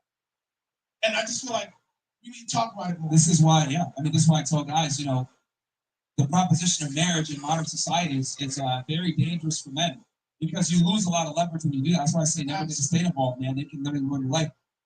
Luckily DDG has the resources and the money but that's just allowing him to even fight back. Yes. Most guys don't even have the ability to do it. Absolutely. They just lose their kids and they can't fight it. And I find you mentioned the whole thing with abortion. I find it incredible that a woman can kill a baby, right, with abortion, but if that baby's born and the guy doesn't pay money, he goes to jail. She can go to jail for aborting kids, right? So it's wild. Thank you, man. All right, no worries, man. Thank you. Bringing awareness to a big problem. What's that, man? Bro, I appreciate you. So, I don't necessarily think that the women deserve less, but I think that the man needs to understand that he's the one that's in the position to make it compatible for the both. The woman needs to understand that she comes second in the relationship. But it's not that she deserves less. It's that the man needs to understand that he's the one that's the foremost. He's the one that's the alpha. He's the one that needs to find the woman that understands that they're match made in heaven. But that means ideally that the man is the alpha, the man's the head of the house. So she don't deserve less, but the man the one that deserves more. Would you agree that we're in an egalitarian society?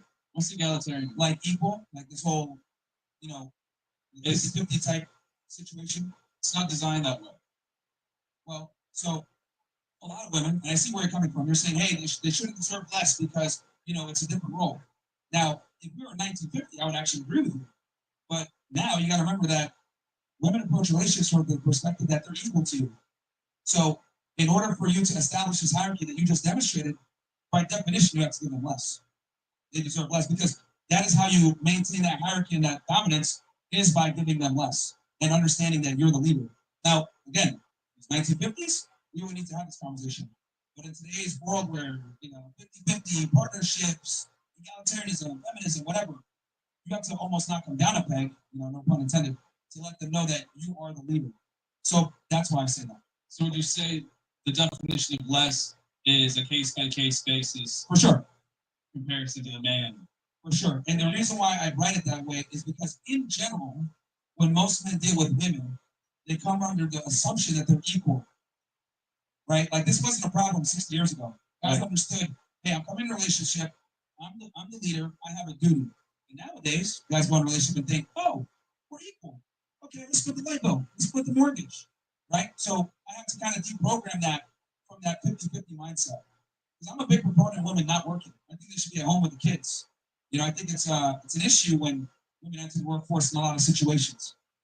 Or at least be in a position where if you're working, she's doing it electively, right? And it's a job that isn't too strenuous. Because I think the children are the most important thing. Mm-hmm. So would you say that what we're doing right now is making a difference as far as doing this? Because I believe so. I think that I'm starting to see a change in women, and I'm really starting to see men are putting themselves in a position where it's you know what, I'm not putting myself down anymore to get on that low vibration level. So would you say this is good? It's making a difference. We're making a small dent, but the problem is that censorship, shadow banning, politically correct platforms, they banned my friend Andrew Tate, right? They shadow ban us. They kicked us off Meta. I got banned on Twitch, right? So the problem is that we have Silicon Valley doesn't understand, I guess, biology to some degree. So our ability to push this message out has been hindered significantly thanks to censorship.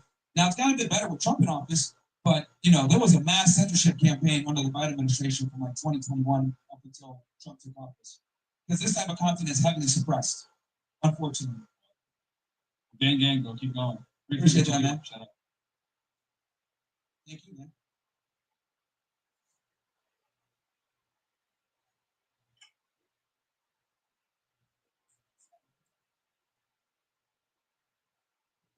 Hey, shout out to DBG, another 50 give the subs, bro. I appreciate you, my friend.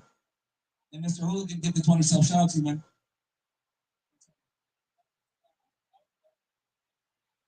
Hello, hello. All right. Yo, what's up? So, you want me to change your mind about your statement, right? Sure. Yeah. All right. So I'm open to I interpretation. just think like you have like a really broad statement. Like your whole like woman is just too broad of a statement. You know what I'm saying? Like you can say like bitches deserve less, but like women in general, like I don't think all women deserve less. You know? Well, it depends on how you interpret it, man. But what's the like, do you want to clarify something? Like, do you agree with that? Like, not all women deserve less. Well, the thing is that they've got to prove that. Yeah. So like, not all women, right? I mean, but they have to prove it, and I would say Exactly. So if they're able to prove it, then you're gonna change your mind. yeah, that's still a minority though. So like, you would change your word to like bitches deserve less or like hoes deserve less, right? Well, hoes automatically deserve less. But, Exactly. But like, it's case by case. You're brown, right? You're brown. I'm sorry. Like you're brown, right? Your race. I think so. Like you know. What about those girls that wear hijabs all the time? They deserve less too. What was that? Like you know the girl that wear hijabs. Well, I mean, it depends. Like I said, it depends on the girl. Some women kind of understand their roles from more traditional societies. But when I'm talking about women deserve less, I'm talking more from a Western frame. Yeah. So like, so your statement is just for like American women. Yes, Westernized women, where feminism is, very ubiquitous. Yes. Then I think you should change your statement to like a little different, you know. Well, you're free to change it however you want, and then you push it yourself. Yeah. So do you think I changed your mind? Not really. Like, but your statement is broad. You think your statement is too broad? Yeah, because in general, men need to move that way. Yeah, I agree, but like, you gotta understand, like, not all women. We can't make, there's always exceptions to the rule, but there's a general practice that men should adapt to kind of put themselves in a position to mitigate risk. I don't know if you heard the gentleman earlier, but he was I know. For him, I understand. Like his bitch, yeah, deserve less. No, but what I'm trying to explain is that there's probably a bunch of guys here right now. Yeah, like if they have a bad experience with Lucien, yeah, they like those women, yeah. But like if they don't have a bad experience with women, then you're missing the point. There's a whole institution set up. Yeah, I understand. To fuck men up if they don't make proper decisions. So what I'm saying is to avoid but like you gotta understand, like, well, hold on. For men to avoid the divorce machine, right? Yeah. Absolutely cripple and destroy them, take their kids away from them, take their livelihood from them, kick them out of their own home. Men need to move far more intelligently in today's day and age. Yeah, definitely. I understand. So that's why I say that generally, because unfortunately, this is where we are now in society. Yeah, I know. It's just I think it's too broad of a statement. Like I have a sister, I have a mother, so you know, and they definitely go. That's where critical thinking comes in, man. Like like you have to be able to critically assess something and be like, okay, does this apply to me or my loved ones? Oh no, it doesn't. Okay, cool. Yeah, so like it doesn't, so it's just too broad of a statement. I mean, if you interpret it that way and you get offended, I can't. I'm not offended. I'm just saying, like, you're the one that said you want me to change your mind, bro. I don't think you did a good job, but that's fine. How did I not do a good job? I don't think you, because the problem is that you're internalizing what's being said here and kind of applying it through a personal lens. Versus understanding general statements might not necessarily apply to you or your loved ones, but it can still apply. So out of 100% of women, how many percent deserve less? I'm sorry? Out of 100% of women in the world, how many deserve less? Or out of 100% of women in America, how many deserve less? 99.9%. All right, so what about this? What about this 0.1%? That's one. All right, then you change your statement to 99.9%. Except that 1%. And that 1% is my mother and my sister. You feel me? Hey, man. Yeah, this guy's funny, bro. All right, who's up next? And for all of you guys that are watching live, man, don't forget to smash that like button. We're live on YouTube, Rumble, all the platforms. We got what, like 10, 20,000 y'all watching, man. So shout out to you guys. Yeah, we got like tens of thousands watching, guys. So we're blowing up. All How you doing, Mr. Fresh? What's up? How you doing? Good? Good, man. Mr. Fresh. I just want to say I kind of disagree with the statement, women deserve less. Okay. I think just generally men,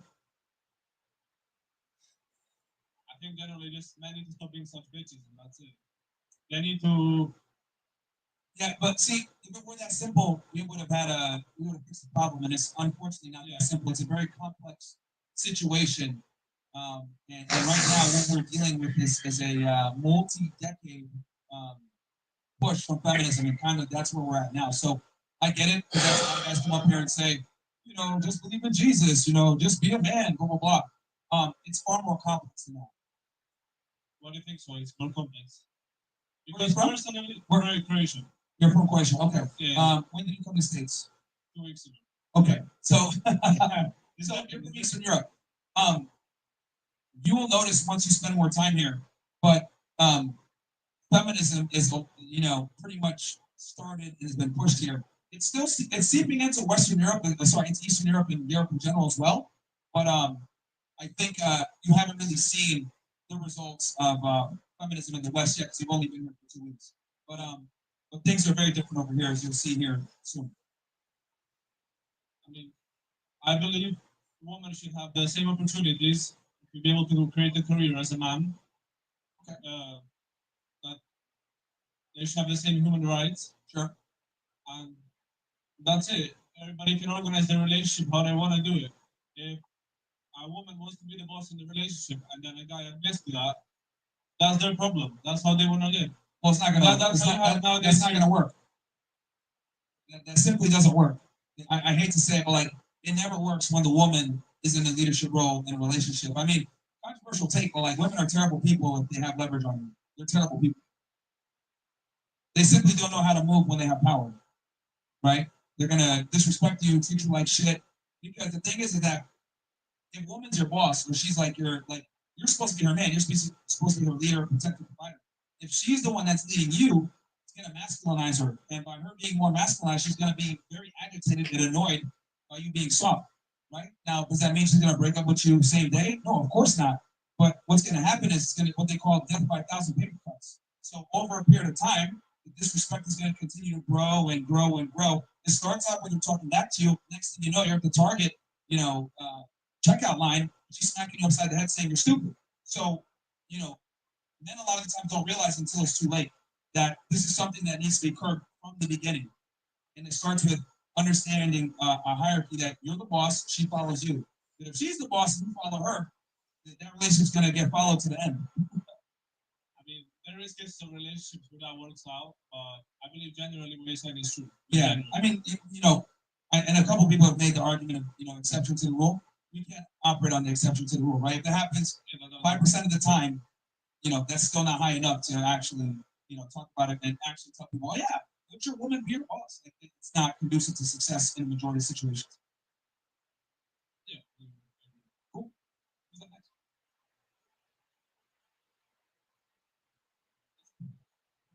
I promise I'll pick my name.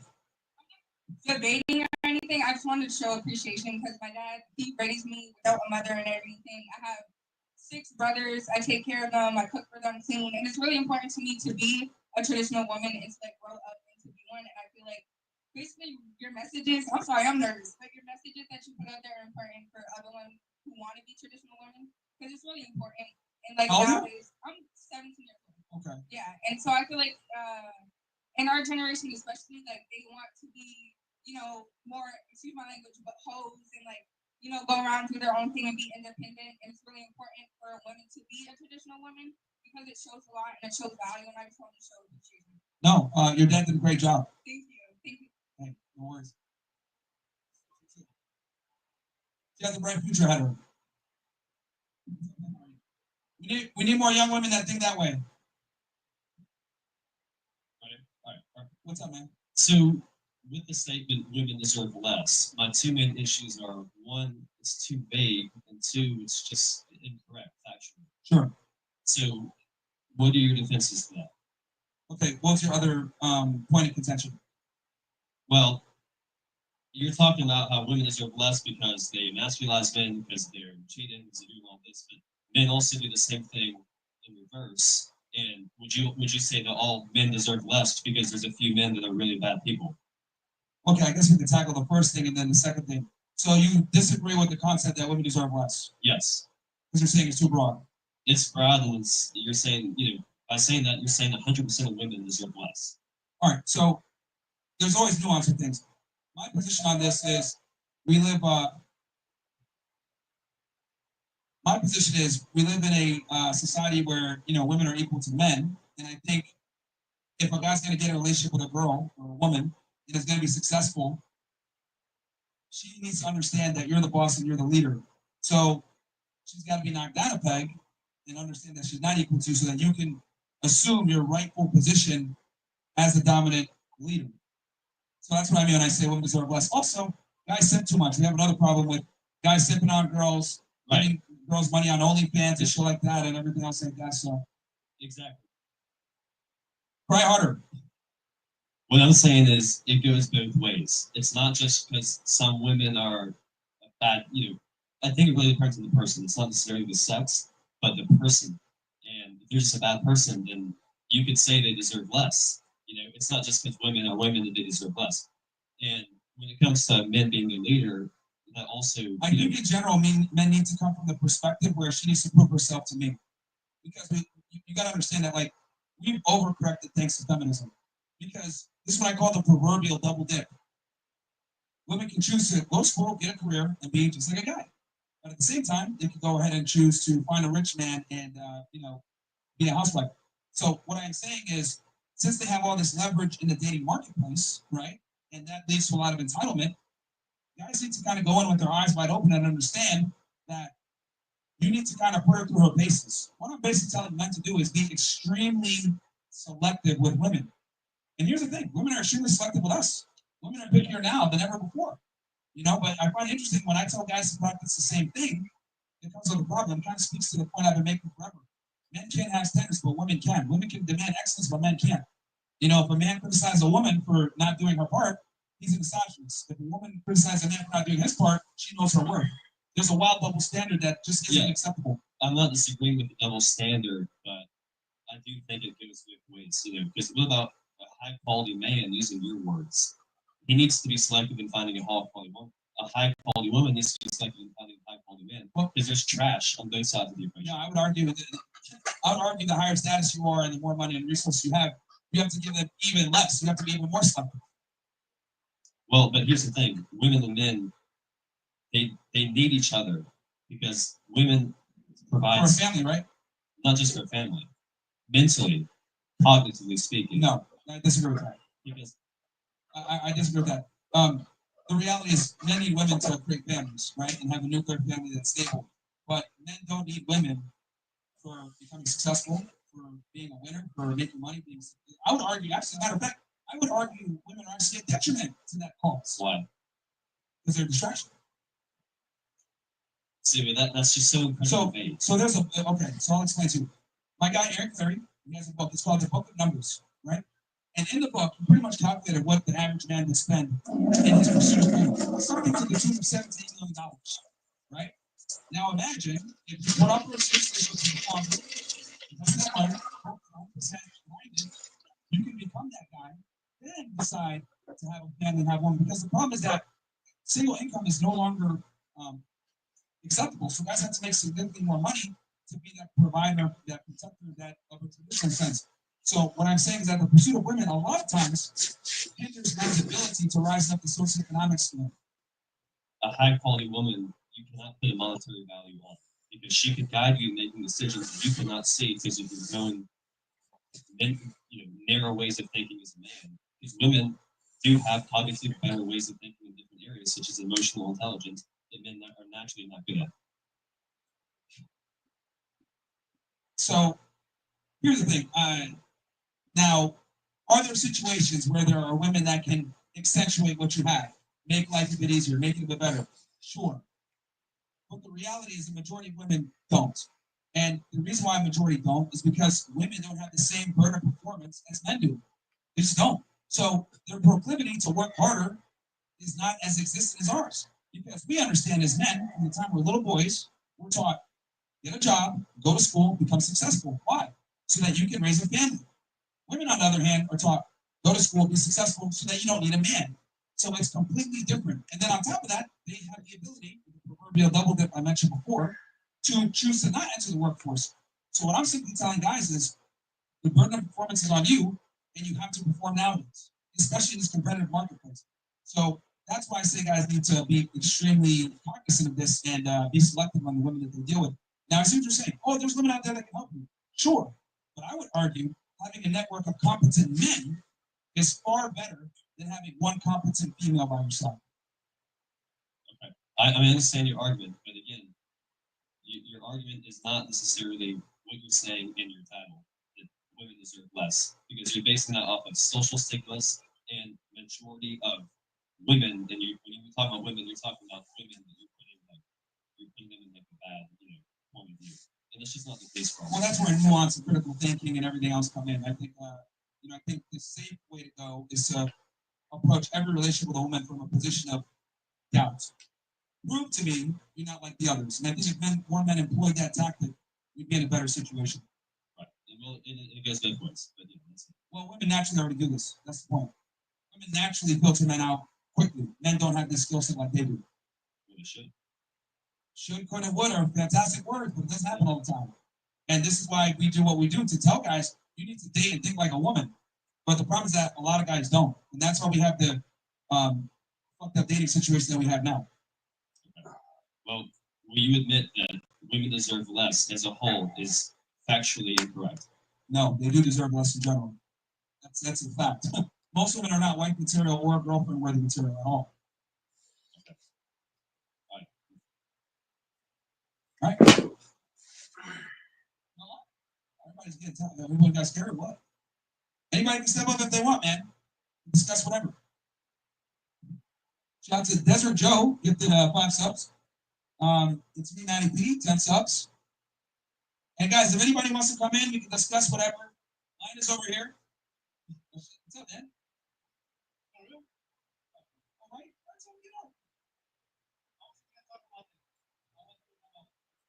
We'll save that for the end. We'll save that for the end. Yeah, sure. So I was actually in the Marine Corps, and so I just wanted to ask you, bro, what branch do you think is the best? All the armed services, man, have their benefits and have their strengths and weaknesses, man. So I can't pick a best one. All I gotta say is anyone that serves in the military, obviously they're a patriot and I respect them deeply. Semper Fi. Yeah, absolutely, man. Semper Fi. What's up, man? What's up, Myron? Hey, what's up, man? Thank you for having me here. I just want to let you know, man, you are the hero of today's era. People from my country watches you. You know what I mean? That's why I gotta say that. So I got 2 questions I want to ask. Yeah. Hey, you can get on the mic, ladies, instead of talking smack. Go ahead, tell us what you got to say. Say it on the mic. Say it on the mic. All right, go ahead. You think your mom deserves less? You have a mom, right? You think she deserves less? Of course. Why does she deserve less? No, I'm saying I have a mom, yeah. And you say women deserve less. Your mom is a woman. Yeah, what does that have to do with anything? You came out of a woman. Like, you wouldn't be alive without a woman. Well, here's the difference. How old are you guys? Where's your father? My father, dumbass. Where's your father? Where's your dad? Where's What the hell is going on here? I'll tell you this, my mom was a prep around, downtown Miami at 15. The hell? No. What the hell's going on here, man? Go find your dad. All right. No, I hate being right all the time, man. God damn. We're cooked. Hell. Bro. I should be fucking reading a book somewhere in a library. What's going on, dude? I had 2 questions, but now I got 3 questions after this. Oh shit! So again, you're the man's hero of today's era. So yeah, keep doing what you're doing. So I have 2 questions, but I got 3 now after this ladies. Yeah. So the woman's question is: Does woman deserve family and children? Family and children? Yes. Yeah, if she's gonna be a worthy mother and a beautiful wife, yeah. They deserve that. For sure. All right. They gotta earn that though. They gotta earn it. No, but after I say yeah, women do. They gotta earn it. All right. Yeah. Here's my other question. Is a problem of dating that one of the problems of dating is that men have forgotten their role that subconsciously attracts women, which is their self-worth. Is the problem of dating is that men have forgotten their roles that subconsciously attracts women, which is their self-worth. For sure. Absolutely. Right? For sure. I mean, one of the biggest things women complain about is that a lot of modern guys don't have confidence. So, yeah, no, that's definitely a component. Yeah. All right. And you think social media is also play a major part against men to? Oh yeah, I think I genuinely believe that Instagram was probably one of the worst inventions for modern women ever. One of the worst things. So here's my last question. How will dating dynamics change if men were required to attend military camp and women were sent to a learning center focused on motherhood and family after high school? I like that. We can make a sandwich academy for women, and we can make a military academy for men. Yeah. So men work hard and be the provider, and women be happy with family and children. Yeah. No, I mean, regimented structure and scheduling works really well for men. So, yeah, I think that's a great idea. Yeah, it builds discipline. All right, that's it. Okay, Mario. Thank you. No worries, bro. Shout out to Charlie, man. That's one of our guys, by the way. Shout out to Charlie. Yeah, that's one of our guys, bro. You guys, smiling out here, man. Yeah, what's up? No, you're minutes? Come on, man. They always got something to say for they weren't buying that whole bunch. What's up, man? That's funny. It's all good. It's all good. We got great call out here. Everybody give yourself a wonderful applause for being out here tonight. Yeah, shout out to you guys, man. All right. Welcome. We got like what, 10, 20K watching now? It's crazy. I just wanted you, if you could, to break down the nuclear family and what it's supposed to represent. The nuclear family is the backbone of any thriving society. You know, woman, man, kid, maybe a dog, and 2 kids. And I think that's by far like the most important thing that we need to protect. And honestly, we've kind of went away from it, right? Most kids nowadays grow up in a broken household. And I think that's been a big problem as to why we have the social issues that we have. When do you feel like that kind of started? Was there a certain time frame or period of time? 60s. Started in the 60s, and then just started to continuously, degrade the society since. What do you think the cause? I guess that. So feminism alongside the birth control pill, alongside free love. These 3 things working in tandem since the 1960s has basically, created what we have now. And is there anything that we could do, just I would say here in Miami, like to start off, or anywhere in the world to kind of bring that back to where it's supposed to be, or do you think we can even come back from it? Again, I hate this black pill position that I'm going to give, but I don't think we're not going to unfeminize them. I think men need to understand that this is the environment. Find the girls that don't align with this pernicious feminist ideology, and make those girls your girl. Now you got to kind of, go to the stand. It used to be, and I want to be clear about this.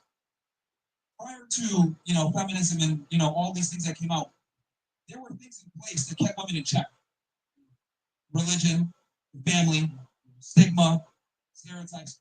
All of these things kind of kept women from doing certain things that would hurt their image, because not only would they be shamed, but their family would be shamed, their father would be shamed.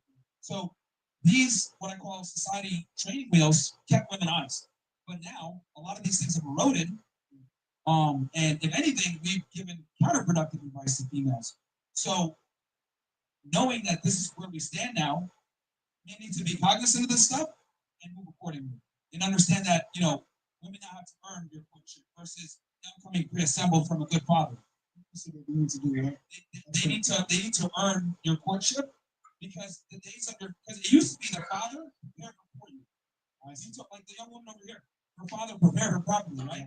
Hey, just like she's cleaning, she's taking care of her brothers. Like he prepared her properly because at some point she's gonna have a man and do that for her. But unfortunately, most women don't have that benefit of having a strong father in the household that gives them that positive masculinity of this is your role and this is what you need to do. Because it used to be the dad prepared the woman for marriage. But now we don't have that anymore. We have an unmarried woman that says legalization all day, that this is sexy red, that thinks being promiscuous is cool. She's the one raising the women now.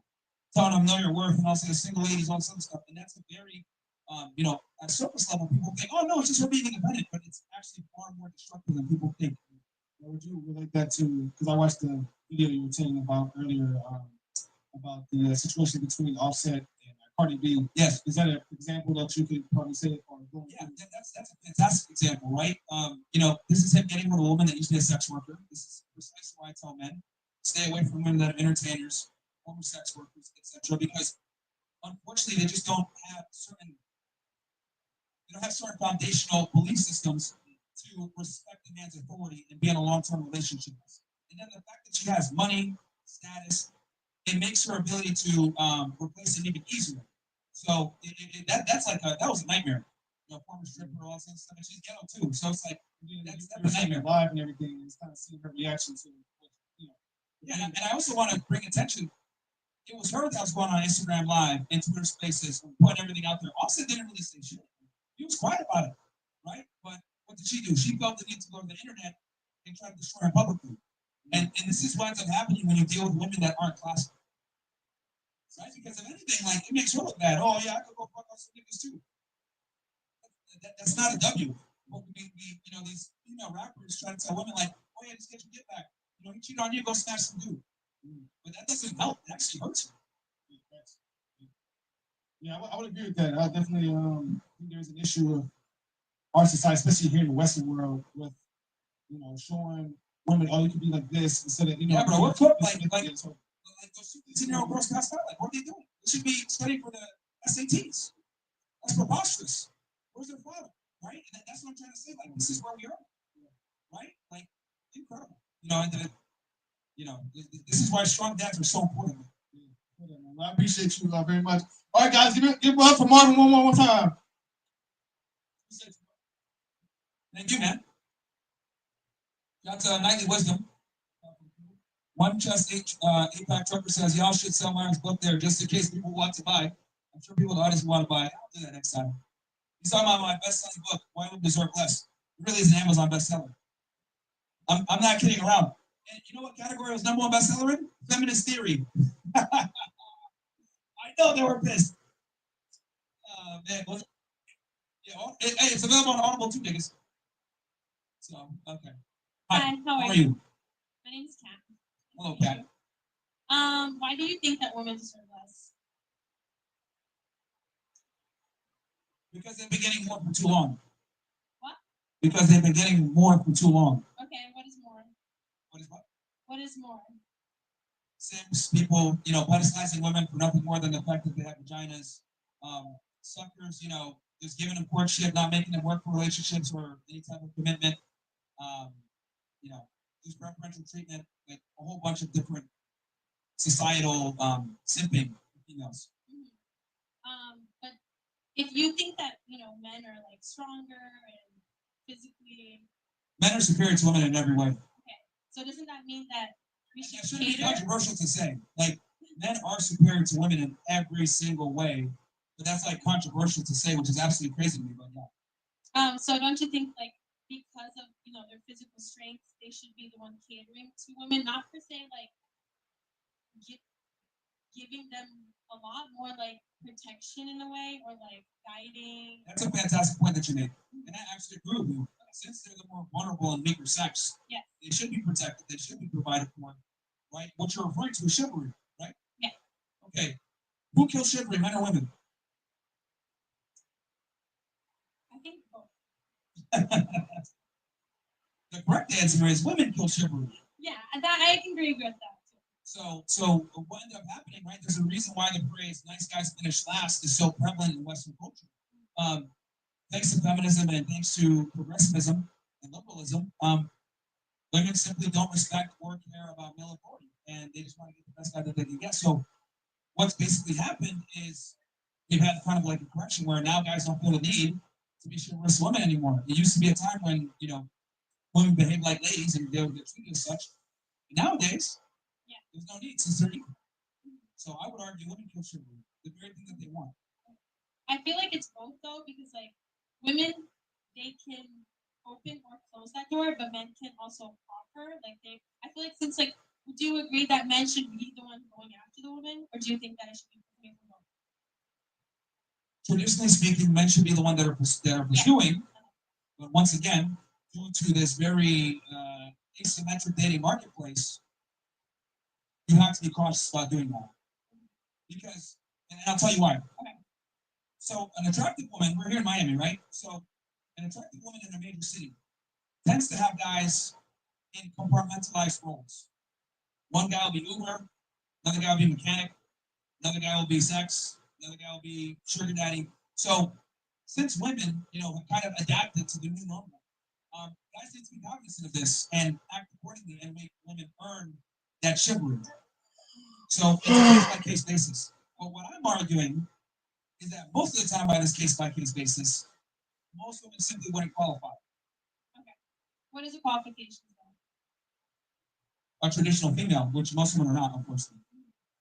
So is it traditional beliefs or like?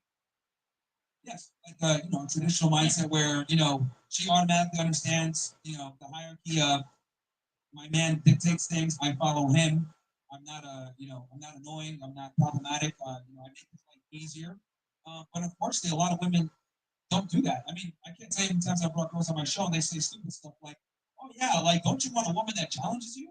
And I'm like, no, not at all. Like we already got to go out to the world and get a challenge. Last thing you want to do is come home and deal with a rambunctious, loud, annoying woman that wants to sit there and challenge you. That's very annoying. But this is what we tell women. We actually teach them how to be less attractive to men. And men can't speak up and talk about this because if they do, they get canceled or they get censored or whatever. Some of the biggest voices for this, they cancel my guy Andrew Tate. They've been shadow banned us. They kicked us off Meta. We got banned off Twitch. So they don't want this information getting out there because they think it's hate speech. But the reality is, it's not hate speech; it's the truth. But that's what they do to censor people that they don't like.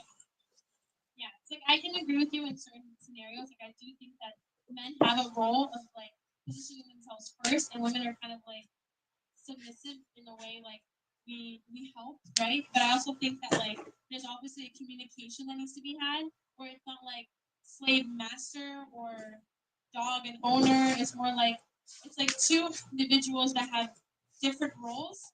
Women have a role and the men have a role, and because they have those roles, they're kind of like uniting for a greater good together. And it's like not that we're less than or more than. It's more like because of your what you have that I don't, I can help you in terms of what you like. I can help you with things that you don't have. You know what I'm saying?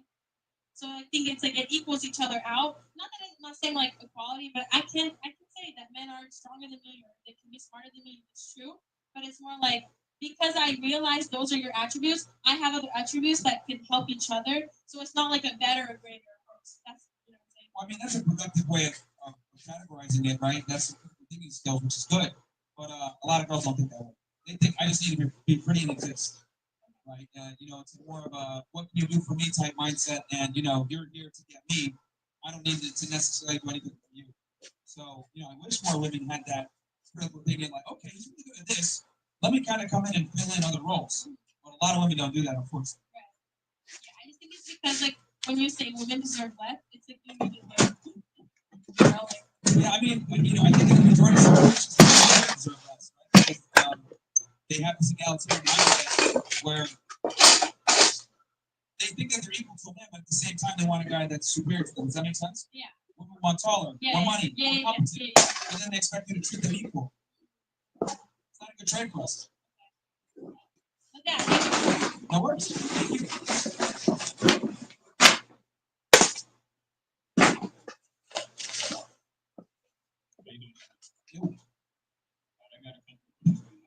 Sure. Watching you for a minute. I want to wanted to know what you mean by women deserve less in the sense of what type of women are we talking about? We're talking about women, bitches, hoes, all.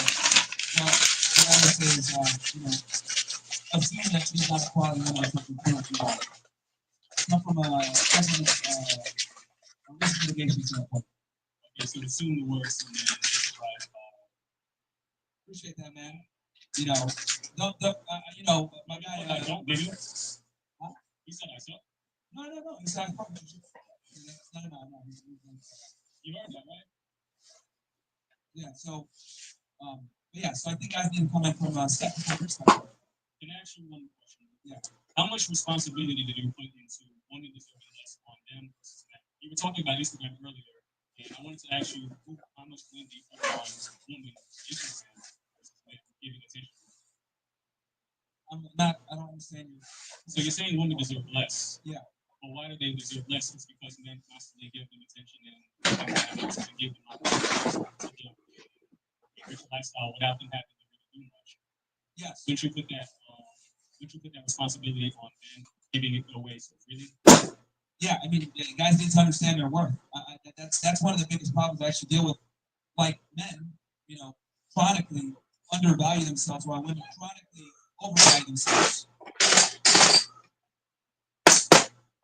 Like the two ladies that just went by, they look at the sign, they're shocked, right? And they're shocked.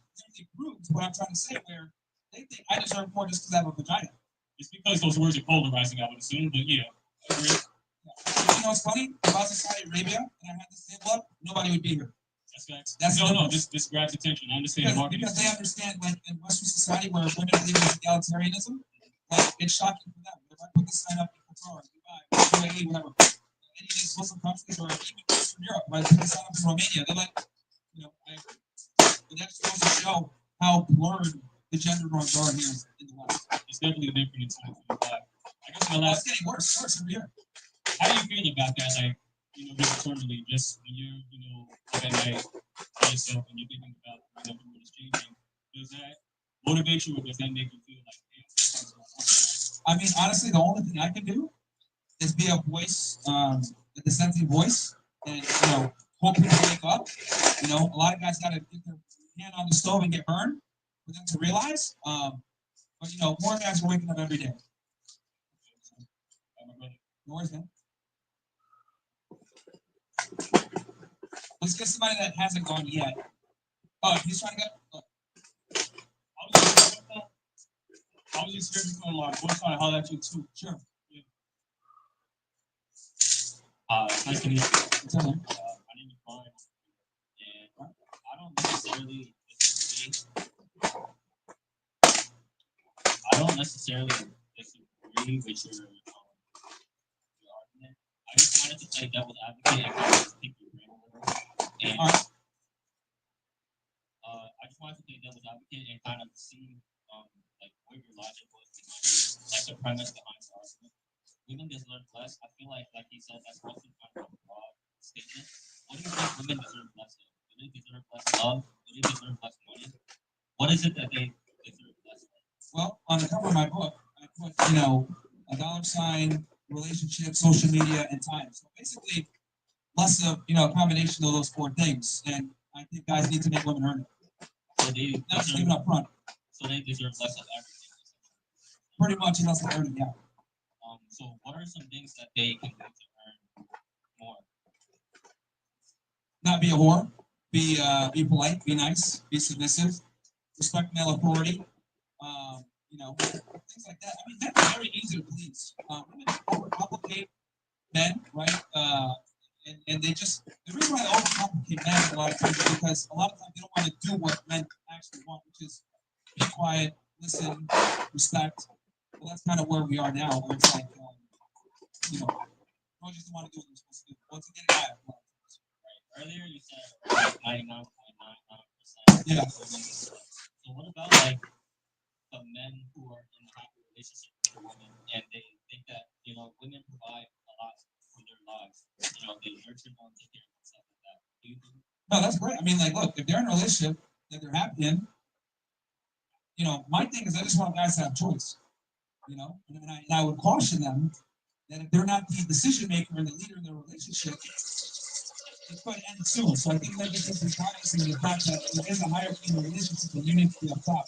And we're not going to be an issue for you to say wrong. And I also have a question. I recently got out of a relationship. Yeah. And I feel like there was a lot of like stress because she kind of like was expecting me to be a full-time provider basically. And I feel like I'm not at the point in my life where I could, be a full-time provider. And so I feel like it was a big like burden on my part. But do you feel like that makes me less of a man? And do you think that makes me deserve less? This is why I tell guys to focus on their career and making money. Another guy came up here earlier saying like, oh yeah, women can accentuate you, whatever. Look, that is true in some regards, but women want a guy that's very simple. We got to be honest here. Women don't build; they move in.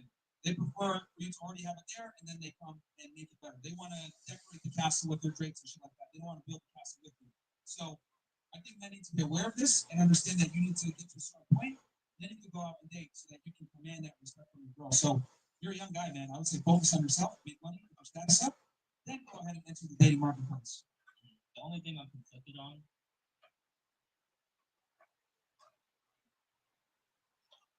The only thing I'm conflicted on is I see your viewpoint, but I feel like if I get to the point where I'm stable, how do I know that a woman actually loves me for who I am and not the things that I can do? That is why you got to vet her for 6 to 12 months. That's where the vetting process comes in. All right. Thank you. All right, man. Follow me on Instagram, ctb.brIann.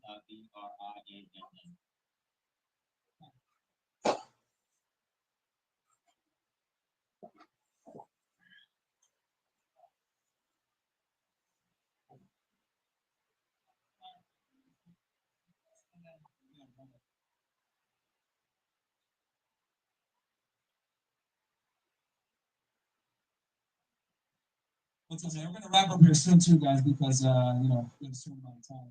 If it's cool, I'll do two quick questions. Yeah. All right. So I know it's a lot of women around here, and everyone here has. Let's say you were born from a woman, obviously, but don't want to come up to the mic. What would you say to that? Well, when women make the dumb argument that you came from a woman, this is a low IQ comment because, well, a man inseminated you to make that happen. It's a two-way process. Exactly. But it just that's typically the common response, like, "Oh, what about your mother? You came from a woman," which is like just a low IQ, debate tactic. It's actually comical. It's like I can almost predict when they're going to say that. Yeah. And what is it? Yesterday, the whole Trump versus Elon thing went off. What did you thoughts on that shit? Yeah. So I'll be honest. I don't like. I have my problems with Elon Musk. Right. He took my blue check away on Twitter. Me and him went back and forth a little bit on Twitter, and because I was opposing the H-1B visa program, and he got mad and he banned a bunch of right-wing commentators. So, the thing is that I don't think people know he's very unlikable, right? Because when you have that kind of money, you got that fucking money, like you don't feel like you need to listen to anybody, your ego, etc. And Trump's kind of the same way. And we kind of saw this coming, and I think it's also important for people to understand that Elon Musk is a liberal. He's not a conservative by any means. He's literally a neoliberal. So, for him, he was a DeSantis supporter before that. I'm almost certain he probably was part of the Democratic Party before. So he understood that aligning with Trump after he was shot in Pennsylvania was going to be the move to kind of put himself in a good position. This is why Mark Zuckerberg, this is why Jeff Bezos, all these tech losers that are career Democrats kind of came around Trump at the end to kind of preserve themselves, right? Mark Zuckerberg runs obviously Facebook, the biggest censorship regime, comes out and says, "Oh yeah, we're gonna have more freedom of expression." It's all self-preservation bullshit. Yeah, they all wound up going to the inauguration right afterwards. All these tech guys were cucked. Yeah. All right, thanks, man. Does the Western world need improvement to correct everything when it comes to feminism? And in one of your videos, look, man, I think Putin gets a very bad rap. I'll say this. Putin had more justification to invade Ukraine than we had to invade Iraq in 2003. That might be a hot take for a lot of people, but, there was no reason that we invaded Iraq in 2003. But it definitely makes sense why he invaded Ukraine in 2022. Who's up next? We got like a few minutes here. Anybody else? Everybody turn on? Come on, man. Everybody's scared. Simple, huh?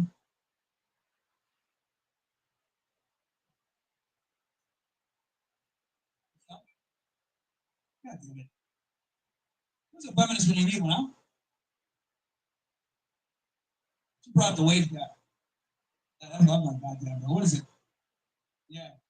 2002, like, what's going on with the wage gap?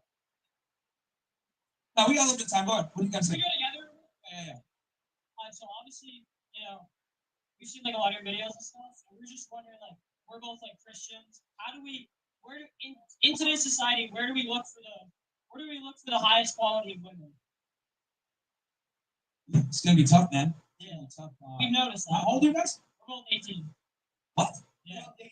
Really? Yeah. Wait. We do social media. Yeah. We make content. I thought you guys were like 15 or 16 or something. I mean, I think I'm not gonna lie, bro. I thought you guys, yeah. I think it applies either way. Like, where do young men that are trying to be the quality that you want to be like? Where do we find quality women? You know what, dude? I'll be honest with you. I don't even think you should have any business dating right now. Yeah. I think you should be building up an empire and building up your last name so that a woman one day will want to take that last name. Because the problem is that at 18 years old as a man, you guys are basically useless. Let's be honest here, right? I talk shit about women all the time, right? I make jokes. But the truth is that at least an 18-year-old woman holds value to society. Men at 18 were useless. Now, I remember when I was 18, right? Like, we had to go through trials and tribulations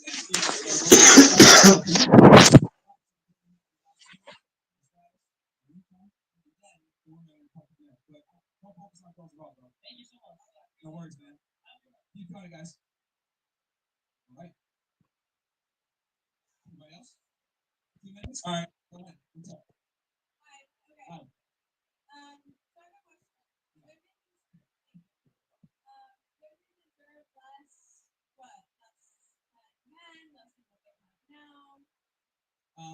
Basically, they deserve less for men sipping on that.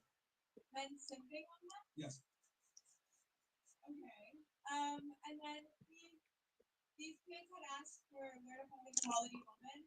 So I'm curious to what your opinion of what a quality woman is. It's kind of simple. Not a woman. Right? Nice, submissive, friendly. Okay, so then what's a high quality man? A lot more than that.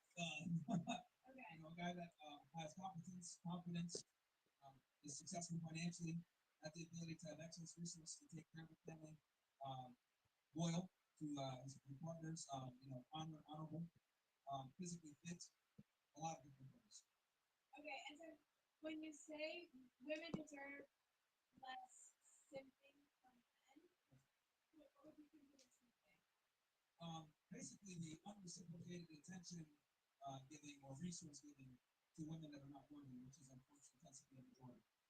Okay, so for the instance of in a relationship on the simping, giving something and it not being reciprocated is what you mean by women deserve less? Yes, because a lot of the times men overinvest in relationships with women and women don't reciprocate. Okay, and don't you think women deserve less is a pretty harmful statement just for wanting to say that people in relationships should be reciprocative and reciprocate the same things? Isn't that the issue? What about a woman of quality, as you're saying, is giving and it not being reciprocated? That rarely happens because most of the time women are smart enough to understand if the man's not providing something of value for them, they leave. Men don't have that skill set. Women are very, it's going to sound fucked up, but women are resource extractors. Men are resource creators. No, resource extractors. Men are the ones that are resourceful to create the resources. Women come in to take those resources. So men need to be the ones that are being a bit more critical on the women that are picky. The problem is that we teach women to be picky, but we don't teach men to be picky. Okay, so I think that there's some things that I can agree with you. I just think that your statement I think your statement is insane. I think that what you're saying, I think that people in relationships definitely shouldn't take advantage of other people, and if they're expected to reciprocate certain things that they should, but saying women deserve less I think it's a harmful statement to women as a woman. Well, that's why women deserve less because they get treated like women. But women deserve less what? Simping by men? Yeah, and a bunch of other people in relationships as well. I don't think they should have position of power in the government. I think they should be focusing on having families. I don't think they should be CEOs. Okay, so I honestly understand what your argument is at all, and I have more time left. But thanks, I guess. All right, no worries. All right, guys. Guys, I'm gonna be live tomorrow, 5 p.m. I'm gonna cover the Diddy. No, sorry, on Sunday. I'm gonna cover the Diddy case for you guys as well. Break that down as well. Crazy. I might go to New York next week, chat. To cover the case. So we'll see what happens. I might leave Sunday or Monday to cover the Diddy case in New York. So check it out, guys. Obviously, Pressure Fit running the CC3 and CC17.